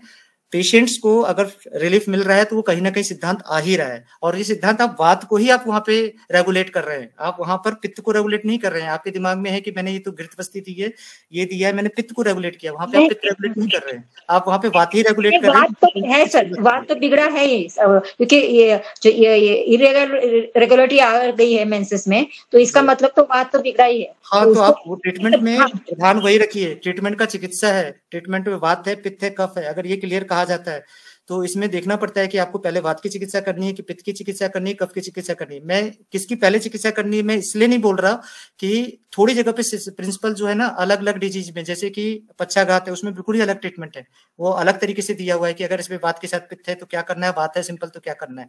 पहले कौन सा ज्यादा क्रोनिसिटी, कौन सा ज्यादा कठिन है, कौन सा ज्यादा इजी है, सब उल्टा वो लिखा हुआ, उल्टा सीधा तो नहीं लिखा है, वो बिल्कुल शास्त्र इतना अच्छे से उसने एक्सप्लेन किया है कि उसको समझना पड़ेगा आपको। तो आप इसको देख लीजिए, तो पेशेंट टू पेशेंट वेरी करेगा कि आपको कैसे करना है, क्या कराना है। तो चिकित्सा प्रिंसिपल्स यूज किया जाता है, सिद्धांत यूज किया जाता है, और पेशेंट टू पेशेंट सबको बदलना है। मैंने इसलिए ही बोला था उत्पद्यते सावस्था देश कालम बलम प्रति, जो मैंने श्लोक दिया है वो इसी के लिए ही बोला था कि ये हमें डिसाइड करना है कि हमें कैसे काम करना है।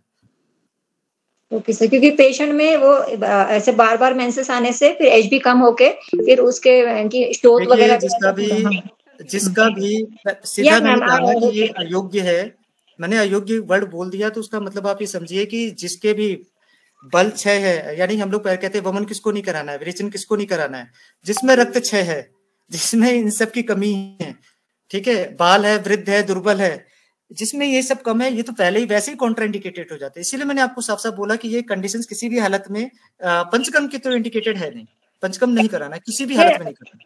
नहीं तुरंत नहीं सर, या मैम बोलिए। हाँ नहीं सर, 2 मिनट सिर्फ मैं क्या बोल रही थी कि बाद में भविष्य में सोच सकते क्या ऐसा, मैं ऐसा पूछ रही थी, तुरंत का मैं नहीं बोल रही थी। ओ मैम सॉरी, बोलिए। अगर लगातार सर जो बोलने की कोशिश कर रहे हैं उनमें से कैच करने की कोशिश करो, है ना। ये पर्सनल डिस्कशन नहीं है, आपकी डिस्कशन के माध्यम से बहुत सारों को मदद मिलनी चाहिए। हाँ मैम वही तो शर्मा जी, सॉरी पल्लवी शर्मा जी, आपका क्वेश्चन है कि complications of woman procedures. Pallavi है क्या? पल्लवी जी हैं? यस सर, नमस्ते सर। हाँ, आप क्या मेरे से इसमें जानना क्या चाहते हो? सर जो जनरल कॉम्प्लिकेशंस हैं, लाइक जब हम वमन कम करते हैं तो उसमें जो जनरल कॉम्प्लिकेशंस हमें देखने को मिलती है ड्यूरिंग द प्रोसीजर, और क्योंकि सर यूजुअली वमन कर्म को एक टफ प्रोसीजर माना जाता है, उसके लिए पेशेंट को काफी काउंसिल करना पड़ता है क्योंकि बाउट्स की वजह से उसको काफी दिक्कत आती है। तो इसलिए सर कि जनरली उनको कैसे क्या कॉम्प्लिकेशंस आते हैं, आप ये जानना चाह रहे हैं वुमन प्रोसीजर्स के? यस देखिए, पहली चीज, एक चीज को आप कॉन्सेप्ट्स क्लियर कर लीजिए। सबसे ज्यादा डिफिकल्ट प्रोसीजर्स पंचकर्म का वमन कर्म नहीं है। सबसे ज्यादा डिफिकल्ट प्रोसीजर जो पंचकर्म का है वो विरेचन कर्म है। अब आप ये शायद ही किसी का कॉन्सेप्ट हो, किसी के पास ये कॉन्सेप्ट बहुत ही कम लोगों के पास है। सबसे ज्यादा जो कॉम्प्लिकेटेड है वमन में, तो हमने केवल ऊर्ध्वामाशय यानी कि सिंपल एम्पुल ऑफ वेटर तक का हम लोग जो है उस कार्य क्षेत्र को यूज करते हैं, वहां तक डिस्टर्ब करते हैं, बॉडी को वहां तक हम लोग डिस्टर्ब करते हैं। लेकिन जो विरेचन है वो मुंह से लेकर के एनस तक सारा डिस्टर्ब होता है। तो सबसे ज्यादा जो कॉम्प्लिकेशंस मिलते हैं, जिसको सबसे इजी लोग समझते हैं, कुछ भी करा देते हैं, वो विरेचन है। लेकिन अब वमन की तरफ आते हैं, तो वमन में क्या होता है कि वमन में जो प्रक्रियाएं होती हैं, तो वमन में अगर आपका स्नेहन कर्म जो कि स्नेहपान है वो बिल्कुल ही गलत होता है। 99% लोग इवन पंचकर्म के भी जो स्कॉलर्स है नहीं करा पाते ढंग से। अगर वो तरीका ठीक है तो वमन कर्म 5 मिनट से ज्यादा का टाइम नहीं लगता, 5 मिनट के अंदर ही पूरा प्रोसीजर हो जाता है। अगर वो ज्यादा टाइम ले रहा है, 5 मिनट का मतलब जैसे ही आपको एक मुहूर्त खत्म हुआ उसके बाद ही इंड्यूस्ड होता है और फटाफट हो जाता है। ये बहुत ज्यादा टाइम लेता नहीं है, 5 से लेके 10 मिनट, हार्डली 10 मिनट के अंदर खत्म हो जाना चाहिए। लेकिन अगर उससे ज्यादा करते हैं तो बॉडी को बहुत सारी स्ट्रेस पहुंचती है। पंचकर्म के 2 तरह के कॉम्प्लिकेशन है। एक तुरंत का कॉम्प्लिकेशन, जैसे कि किसी के मुंह में अगर मान लीजिए कहीं किसी तरह के अल्सर हैं तो उसमें ब्लीडिंग आ सकती है। अगर किसी तरीके की फाइब्रोसिस है अंदर तो उसमें जो है ढंग से जो है वमन होगा नहीं। उसके अंदर दूसरे जैसे उसको कहते हैं ना क्रथन करना, यानी प्रवाहरण, यानी उसका जो मूवमेंट है उसमें प्रॉब्लम होगी। तो वो जो मसल्स है, जो आपकी क्या नाम है इंटेस्टाइन की जितनी भी मसल्स हैं, है ना, उनकी एक्टिविटीज में प्रॉब्लम आ जाएगी, उनकी मसल्स में प्रॉब्लम आती है।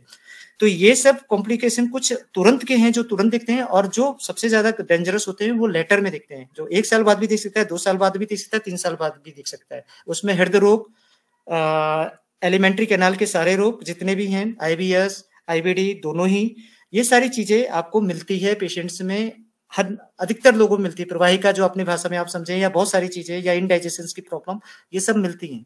तो आप इसको अगर रेफर करना चाहें कि ढंग से अगर नहीं हुआ, कॉम्प्लिकेशन सारे इसका मतलब ढंग से नहीं हुआ, तो इसको आप रेफर करना चाहें तो आप, मैंने बोला चरक चिकित्सा को आप देखिए, 1 से लेकर के चैप्टर उठाइए, रसायन वाजीकरण को भी छोड़ दीजिए, उसके अगले वाले चैप्टर स्टार्ट करिए ज्वर से।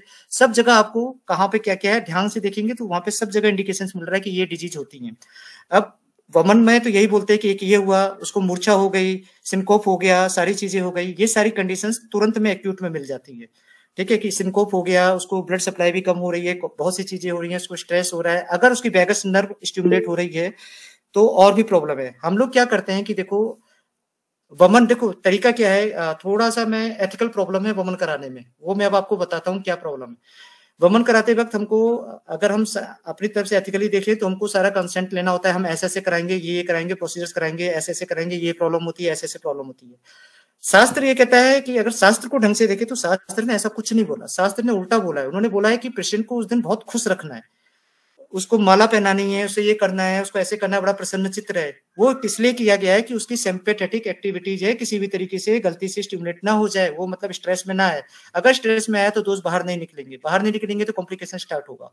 तो वो सब चीजें प्रोसेस आपको तो देखना पड़ेगा कि उस वक्त उसको क्या प्रॉब्लम्स आ रही है। ये तो आपके कराने की विधि, आप किस तरीके से करा रहे हैं, आपने स्नेहन कैसे किया है, इसके ऊपर डिपेंड होती है। तो अब मैं इसका इसलिए नहीं बता सकता कि आपका पेशेंट है, आप पेशेंट अगर कोई एक स्पेसिफिक पेशेंट बताएं कि मान लीजिए मेरे इस डिजीज का पेशेंट है तो उसमें क्या कॉम्प्लिकेशंस आते हैं दिखेंगे उस वमन कराते वक्त, और आपने स्नेहन किससे किया है, आप वमन कैसे करा रहे हो, मतलब किस प्रोसीजर्स को अपना रहे हो, दूध पिला रहे हो कि शास्त्रीय विधि से कर रहे हो कि अपनी मर्जी से दूध और किसरा कुछ भी करा रहे हो, ये सब कर रहे हो तो कौन सी कॉम्प्लिकेशंस आती हैं, तो उसके हिसाब से मैं आपको बता सकता हूँ। तो ये थोड़ा सा एक बहुत बड़ा ब्रॉड सब्जेक्ट है। अधिकतर जो वमन करा रहे होते हैं हम लोग वो गलत तरीके से कराते हैं, ऐसा शास्त्र में कहीं लिखा ही नहीं है। कोई दूध पिला करके कराता है कि दूध पिला दे, कोई किसरा खिलाता है, दूध और किसरा दोनों पिलाता है, ऐसा शास्त्र में वर्णन नहीं है।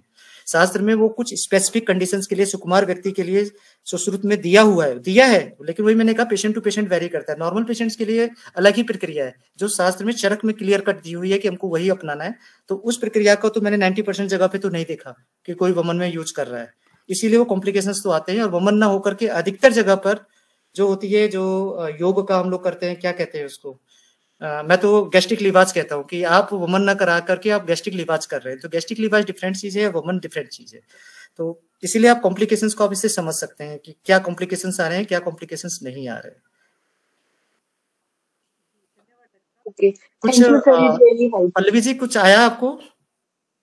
हाँ जी sir, I really understand and now मैं रेफरेंसेस देखूंगी तो मैं अच्छे से समझ पाऊंगी और ज्यादा। Thank you sir.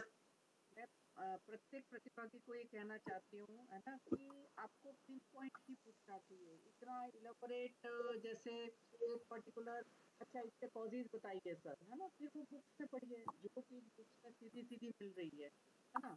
मगर जहाँ के ऐसे पेशेंट्स में ये करना उचित नहीं है, तो ऐसा ठीक रहेगा। पूर्व में भी एक दो पार्टिसिपेंट्स ने ध्यान नहीं रखा है, हालांकि स्पीकर महोदय जो भी होते हैं वो, और अभी डॉक्टर साहब भी काफी कोशिश कर रहे हैं उसके अनुसार बताने की, मगर ये चीज थोड़ी ध्यान में रखनी चाहिए कि जो बुक से सीधा सीधा मिलता है ना, तो वहाँ आपका पठन पाठन ही होना चाहिए कि सर इसके तो कॉम्प्लिकेशन बताइए, है ना, ऐसे नहीं, पिन पॉइंट हो तो ज्यादा अच्छा रहेगा। चरक हेल्थ सॉल्यूशन से कोई किसी ने ज्वाइन किया है और हैंड रेज किया है, थोड़ा सा आप अनम्यूट करके पूछ लीजिए।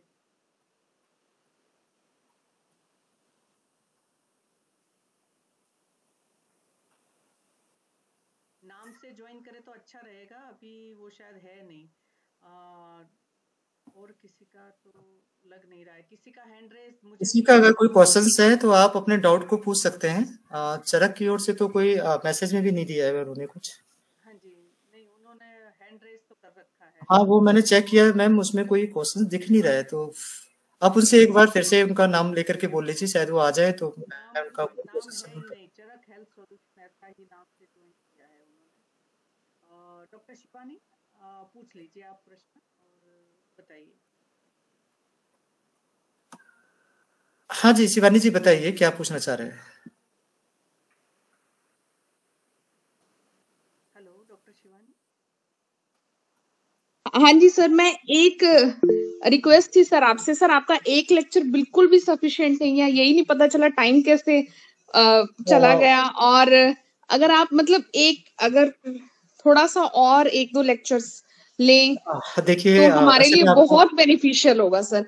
देखिए शिवानी जी, पंचकर्म का दरअसल ये क्लिनिकल था ही नहीं, प्रैक्टिसेस के ऊपर ये लेक्चर नहीं था, ये तो केवल एक प्रिंसिपल्स की, आप पहले प्रिंसिपल तो समझिए सभी लोगों को। तो हमारी एक रिक्वेस्ट रहती है कि हम लोगों के पास क्या होता है कि ओपीडीज में जब भी हम बैठते हैं तो हमारे पास इतने सारे पेशेंट्स आ जाते हैं और वो पहले से लेके आते हैं, मेरे को वमन कराना है, मुझे विरेचन कराना है, और जबकि वो सिलेक्ट होते नहीं है क्योंकि उनको डॉक्टर्स ने बोल दिया होता है।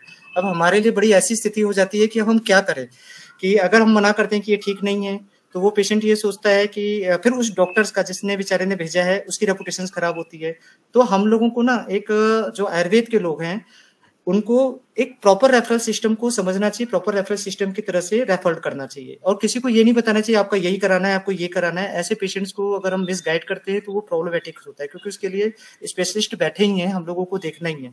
दूसरा, ये लेक्चर्स की बात कर रहे हो, मैं तो हमेशा ही तैयार हूँ, जब भी मौका मिलेगा मैं लेक्चर्स दे सकता हूँ। लेकिन पंचकर्म जैसा सब्जेक्ट जो है, पंचकर्म क्योंकि बहुत वाइड सब्जेक्ट है, देखने में लगता है इसके लिए दो आप कल्प और सिद्धि तो स्पेशली इसके लिए लिखे ही गए हैं। तो पंचकर्म में कोई भी चीज एक दिन के अंदर, 1 घंटे के अंदर समझ में नहीं आ सकती। ये तो बस सिंपल एक इंट्रोडक्टरी, बस मैंने इंट्रोडक्शन ही दिया है, लेक्चर सिंपल ही दिया हुआ है, उसमें भी बहुत सारी अवस्थाएं हैं जिसमें बातें कर सकते हैं, बहुत सारी केसेस है। तो जब भी मैडम कहेंगी कि आपको करना है, और मेरी भी अगर थोड़ी सी क्या है कि मेरा व्यवस्था थोड़ी सी रहती है, मेरी मैं व्यस्त थोड़ा सा रहता हूँ क्योंकि मेरे पास इसमें रिसर्च के कुछ ज्यादा प्रोजेक्ट्स हैं। तो जब भी मेरे पास रहेगा मैं बिल्कुल मैं बता दूंगा। और आप लोग सबसे अच्छा ये रहेगा कि मुझे चूज करना कि मुझे क्या बोलना है, वो मेरे लिए ठीक नहीं है। मैं अगर आपको कुछ भी करना है तो आप अपने पहले से ही मैडम को बता दीजिए कि हमें क्या सुनना है, किस पर बात करनी है, तो मैं बता सकता हूँ, मैं उसके ऊपर लेक्चर दे सकता हूँ। तो आप इस तरीके से करें। तो अगर और भी लेक्चर है हम बिल्कुल देंगे, मैं बिल्कुल तैयार हूँ, अगर आपको लगता है तो हम बिल्कुल करेंगे ना। सर मुझे 1 मिनट खाली मुझे वैतरणा बस्ती के बारे में पूछना है कि आमवात में अगर हम वैतरणा बस्ती देते हैं तो इंटेस्टिनल फ्लोरा में क्या लॉन्ग टर्म साइड इफेक्ट रहते हैं क्या, और कितना दे सकते हैं वैतरणा बस्ती? देखिए, वैतरण बस्ती क्या होती है, पहले तो आमवात की कंडीशंस को हम लोग जो है रूमेटॉइड आर्थराइटिस से ले लेते हैं, रूमेटॉइड आर्थराइटिस समझ लेते हैं। तो पहली चीज आप ये समझिए कि रूमेटॉइड आर्थराइटिस और आमवात एक कंडीशंस नहीं है। आमवात बिल्कुल डिफरेंट है, रूमेटॉइड आर्थराइटिस बिल्कुल डिफरेंट है। मैं पहले क्लियर कर दे रहा हूँ, उसके बाद में बात करेंगे। रूमेटॉइड आर्थराइटिस का अगर आपको ढंग से देखना है तो वात रक्त की कंडीशंस में, संधिगत वात की कंडीशंस में, इवन संश्लिष्ट वात, बहुत सारे वात की कंडीशंस अगर आप पढ़ेंगे तो वो वहां पे दिया हुआ है। और अगर आम वात को देखना है तो आम वात एक बीच की स्टेज है, जैसे संचयन च, प्रकोपम च, प्रसरम, इस तरीके की है एक किसी भी डिजीज में। इवन आम वात तो पांडु रोग में भी आता है, आमवात गृहिणी में भी आता है, आमवात बहुत सारी कंडीशंस में बीच बीच में आ रहा है। तो आमवात की चिकित्सा का मतलब है, आप ये सिंपल समझिए कि जिसका डाइजेशन नहीं हो रहा है उसके लिए वैतरण बस्ती का यूज करना होता है। अब वैतरण बस्ती इनडाइजेशन के लिए आप ये समझिए कि जो बॉडी का नहीं हो रहा है और उसके कारण आम बन रहा है और वात हो रही है, मतलब को पेन वेन हो रहा है, उसके लिए उन्होंने दिया। और ये केवल और केवल एक ऐसी अवस्था है जो केवल कोष्ठ में हो, मान लीजिए एलिमेंट्री कैनाल में ही अवस्थित हो मेनली, बाकी और जगह पे भी हो सकती है, ऐसा नहीं कह रहे हैं सर, क्योंकि आम है तो आम तो पूरे शरीर में फैला ही होगा। तो ऐसी कंडीशंस में अधिकतर 7 दिन 8 दिन की आपने वैतरण बस्ती दे दी तो कोई प्रॉब्लम नहीं होगा। वैसे तो 2 या 3 दिन की ही वैतरण बस्ती में होगा। अब आप आ जाते हैं रूमेटॉइड आर्थराइटिस की कंडीशंस में। तो रूमेटॉइड आर्थराइटिस की कंडीशंस में अगर आप आते हैं तो वैतरण बस्ती में गौमूत्र यूज करते हैं। गौमूत्र जब भी आप यूज करेंगे तो अगर 13-14 दिन से ज्यादा अगर आप यूज करते हैं, 15 दिन से ज्यादा यूज करते हैं, तो गौमूत्र में भी अगर आपने ढंग से शुद्धि नहीं है, सब कुछ नहीं है, तो कुछ मेरे को अभी नाम याद नहीं आ रहा है, कुछ बैक्टीरिया लैक्टो करके कुछ है, वो रहते हैं जो एनस में थोड़ा सा प्रॉब्लम कर सकते हैं। और जो ये है इनका गट फ्लोरा के ऊपर इफेक्ट तो नेचुरली होता है। तो आप ये समझिए कि कोई भी चीज बस्ती है या कोई भी चीज बहुत ज्यादा दिन तक, लंबे समय तक यूज नहीं कर सकते। मैक्सिमम आपको करना है तो 13-14 दिन 15 दिन तक, इससे ज्यादा मत करिए। आमवात की कंडीशंस में या किसी भी कंडीशंस में वैतरण बस्ती को इससे ज्यादा यूज नहीं करना है, क्योंकि उसमें हम लोग बहुत सारी चीजें यूज कर रहे हैं, वो सारी चीजें हमारी चेंज कर रही है अंदर। Okay, thank you sir. और कुछ है आपका कोई क्वेश्चन?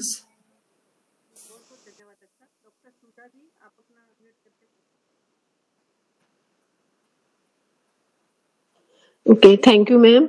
Good evening sir.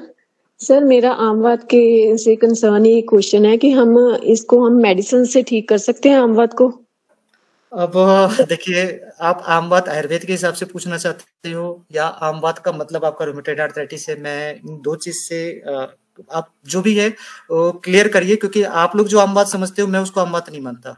मतलब आप जिस डिजीज को आमवात समझते हैं मैं उसको आमवात नहीं मानता। आमवात तो मैंने कहा ना कि एक बीच की कंडीशन है, थोड़े दिनों के लिए आती है और ठीक भी हो जाती है। अगर आप ढंग से करेंगे तो मेडिसिन से ठीक हो जाती है। और अगर आप रूमेटॉइड आर्थराइटिस की बात करते हैं तो रूमेटॉइड आर्थराइटिस के अगर अर्ली स्टेज में पेशेंट्स आता है, उसके एंकाइलोसिस नहीं हुई है बहुत सारी, अगर उसके डिजेनरेटिव चेंजेस बहुत ज्यादा नहीं है तो वो 100% ठीक हो जाता है। और अगर ये सब चेंजेस भी है तो उस पर वहीं रोक करके हम उसको काफी हद तक रिकवर करते हैं। ऐसा नहीं है कि ये थ्रू आउट लाइफ के लिए कंडीशंस है। मेरे पास ऐसे 5-6 पेशेंट्स तो ऐसे हैं जो बच्चे आए थे रूमेटॉइड आर्थराइटिस के, 16 इयर्स की एक बच्ची थी जो पहले ही मेरे को याद है। तो इन सब का हमेशा के लिए ठीक हो गया। अभी तक तो उनको मैं 12 साल से देख रहा हूँ, अभी तक तो वो दोबारा नहीं उन्होंने किया। बीच बीच में एक आध बार उनके परिवार के लोग आ जाते हैं, तो मैंने 3-4 लोगों पे देखा नहीं हुआ। और कई पेशेंट्स मेरे लगातार 7-8 साल से चल रहे हैं ट्रीटमेंट में। वो इसलिए लेते हैं कि उनका ऑलरेडी जब आए थे तो उनको बहुत सारी जो डिफॉर्मिटीज है वो डेवलप हो चुकी थी, जो कि अब करेक्ट नहीं की जा सकती, लेकिन उसमें काफी हद तक रिकवरी है। तो डिफॉर्मिटी जहां तक हो गई उसके आगे का आप रोक सकते हैं।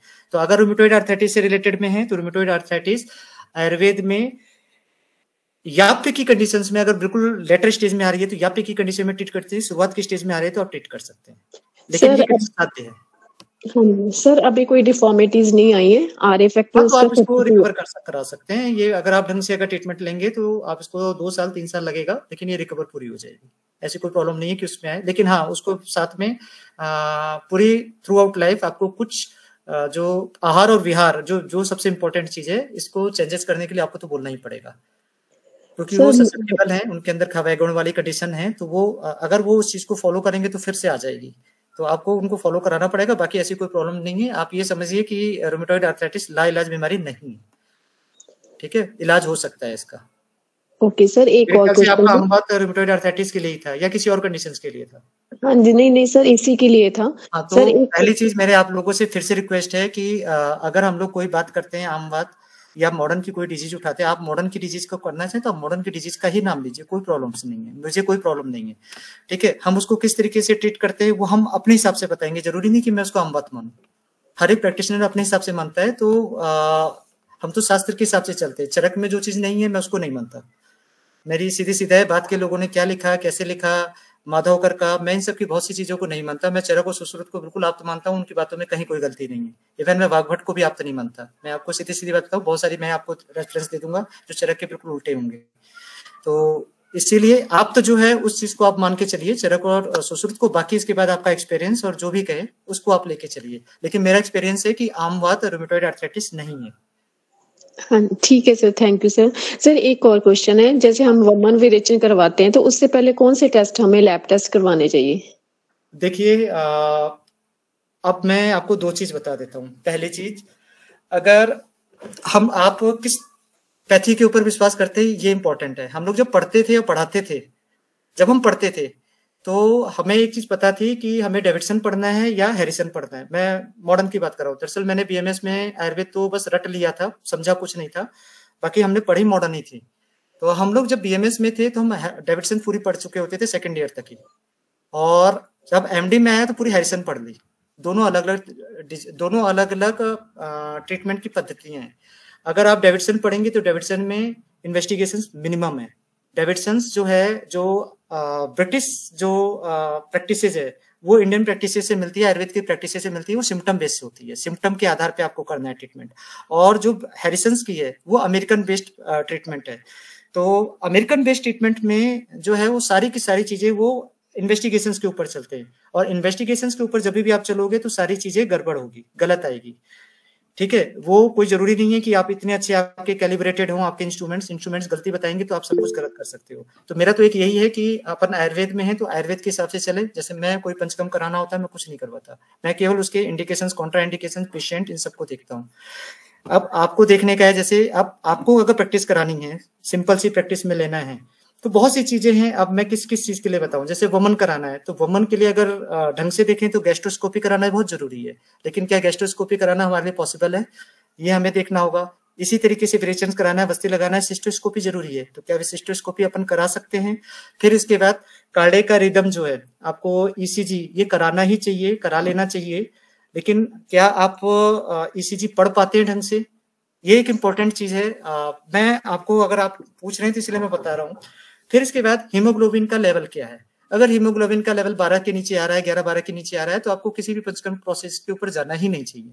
ठीक है, अब आपके पास जितने भी पेशेंट्स आएंगे, आप जितने भी कोई विरेचन करना है, अत्यार्तव है, कुछ भी है, जैसे बहुत सारी चीजें बताते हैं, अब हीमोग्लोबिन लेवल तो बहुत ही कम हो जाता है। इसी तरीके से पांडु के रोगी हैं, यानी हाइपोथायराइडिज्म के भी रोगी हैं, हीमोग्लोबिन लेवल कब होता है, तो कब उस पर कराना है कि नहीं कराना है, ये तो डिसीजन आपको क्लिनिकली लेना पड़ेगा। क्लिनिकली वो इतना स्ट्रांग है कि नहीं, बल है कि नहीं है, इसके ऊपर डिसीजन लेने होते हैं।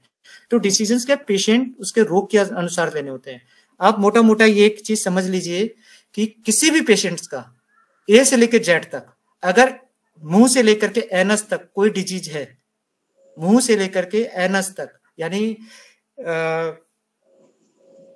जीआई ट्रैक्ट की कोई भी डिजीज है, उससे रिलेटेड कहीं भी है, तो पंचकर्म नहीं कराना है। आप ये मान करके चल लीजिए, इसको आप गांठ बांध के रख लीजिए। तो आप इसको कर लीजिए। ये सब अगर आपको सिम्टम्स मिलते हैं तो आपको समझ करके कराना है, अगर आप बीएमएस हैं या सिंपल हैं तो। बाकी उसके बाद अगर आपको लग रहा है इनमें भी कराना चाहिए तो फिर वो एक्सपर्ट के काम है, फिर वो एक्सपर्ट देखेंगे कि कराना चाहिए कि नहीं कराना चाहिए। लेकिन वैसे मेरे आप सिंपल एक है कि वुमेन ओवुलेशन जितनी पंचकर्म है इसमें कॉम्प्लिकेशंस बहुत ज्यादा है।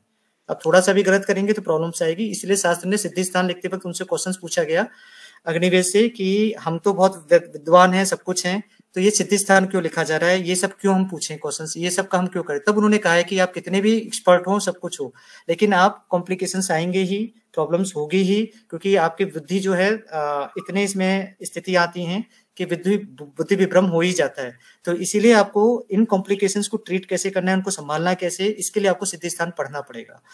तो वहां पे क्लियर कट इसीलिए लिखा हुआ है, तो इसलिए आप ये समझिए कि एक्सपर्ट्स का है। लेकिन अगर आपको जो ट्रीटमेंट में चेक करने हैं तो वो मैंने आपको सिंपल बता दिया कि आप उनका सिंपल सीबीसी कराइए, ईसीजी कराइए, हो सका तो आप उसका जीआई ट्रैक्ट का अगर आप जो भी आप कुछ एंडोस्कोपी या कैसे भी कराना है वो करा लीजिए। हम लोग नहीं कराते हैं क्योंकि हम लोग का क्लिनिकली चेक कर लेते हैं सब कुछ। तो मुझे लगता है कि आपका क्वेश्चन जो है सॉल्व हो गया होगा। एक चीज और कर सकते हैं कि मैंने बोला कि एलिमेंट्री कैनल का आप उसमें जरूर है एसजीओटी एसजीपीटी भी देख लीजिए।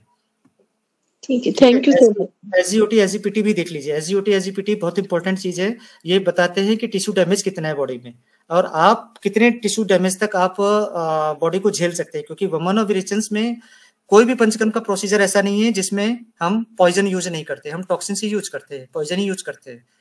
ठीक है, जो मदन फल है वो भी पॉइजन ही है, हम पॉइजन को यूज करते हैं लेकिन कंट्रोल्ड एनवायरनमेंट में उसको ढंग से करते हैं।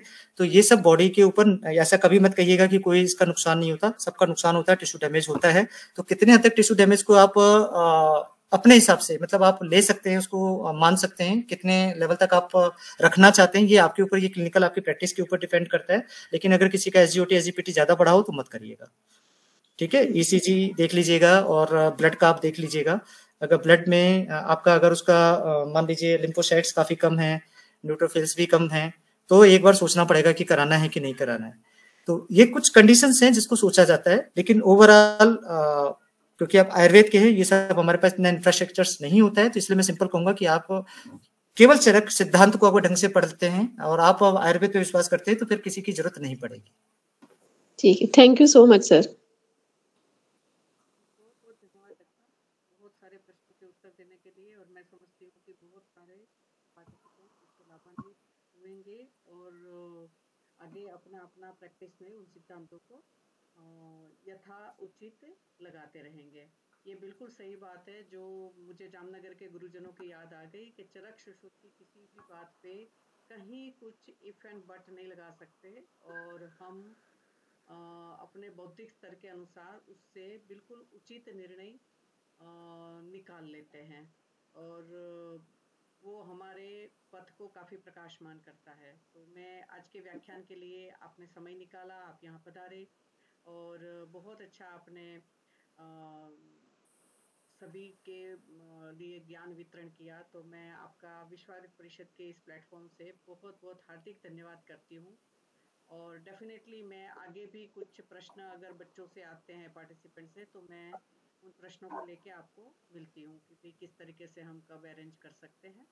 तो बहुत सारे प्रतिभागियों की ओर से भी धन्यवाद आ रहे हैं, उन सभी की ओर से धन्यवाद करते हुए सबसे लास्ट में मैं शांति मंत्र बोलूँगी, आप सभी म्यूट रख कर ही दोहराएंगे। ओम सर्वे भवन्तु सुखिनः, सर्वे सन्तु निरामया, सर्वे भद्राणि पश्यन्तु मा कश्चित् दुःखभाग् भवेत्। ओम शांति शांति शांति। नमो नमः। विश्व मंगल की कामना के साथ आज के दिन 26 जनवरी को सभी को हैप्पी रिपब्लिक डे। और मैं समझती हूँ कि जो हम आयुर्वेद के इतिहास में पढ़ते हैं, वैदिक ज्ञान से लेके के विश्वला की टांग कट गई थी एक युद्ध में और उसके बाद वो सही हुई थी, तो वहाँ से लेके हम रिपब्लिक थे। तो मैं चाहूँगी कि अपना डीडी दूरदर्शन के ऊपर उसकी एक बहुत अच्छी लेक्चर सीरीज बनी हुई है 75 वाली, तो उनको देखना चाहिए। तो आयुर्वेद के भी बहुत सारी अच्छी अच्छी बातें मुझे लगता है उसमें से मैंने कुछ एपिसोड देखे थे, कुछ अभी देखूंगी। तो आज का गणतंत्र दिवस हम सभी के लिए बहुत सारी शुभकामना लेकर आया है और अपने अपने यथोचित स्थान पे आयुर्वेद की जिस माध्यम से सेवा कर सके सभी करते रहेंगे। आज के स्पीकर का बहुत बहुत हार्दिक धन्यवाद डॉक्टर साहब। आपका भी धन्यवाद मैम, आपने बुलाया। Thank you.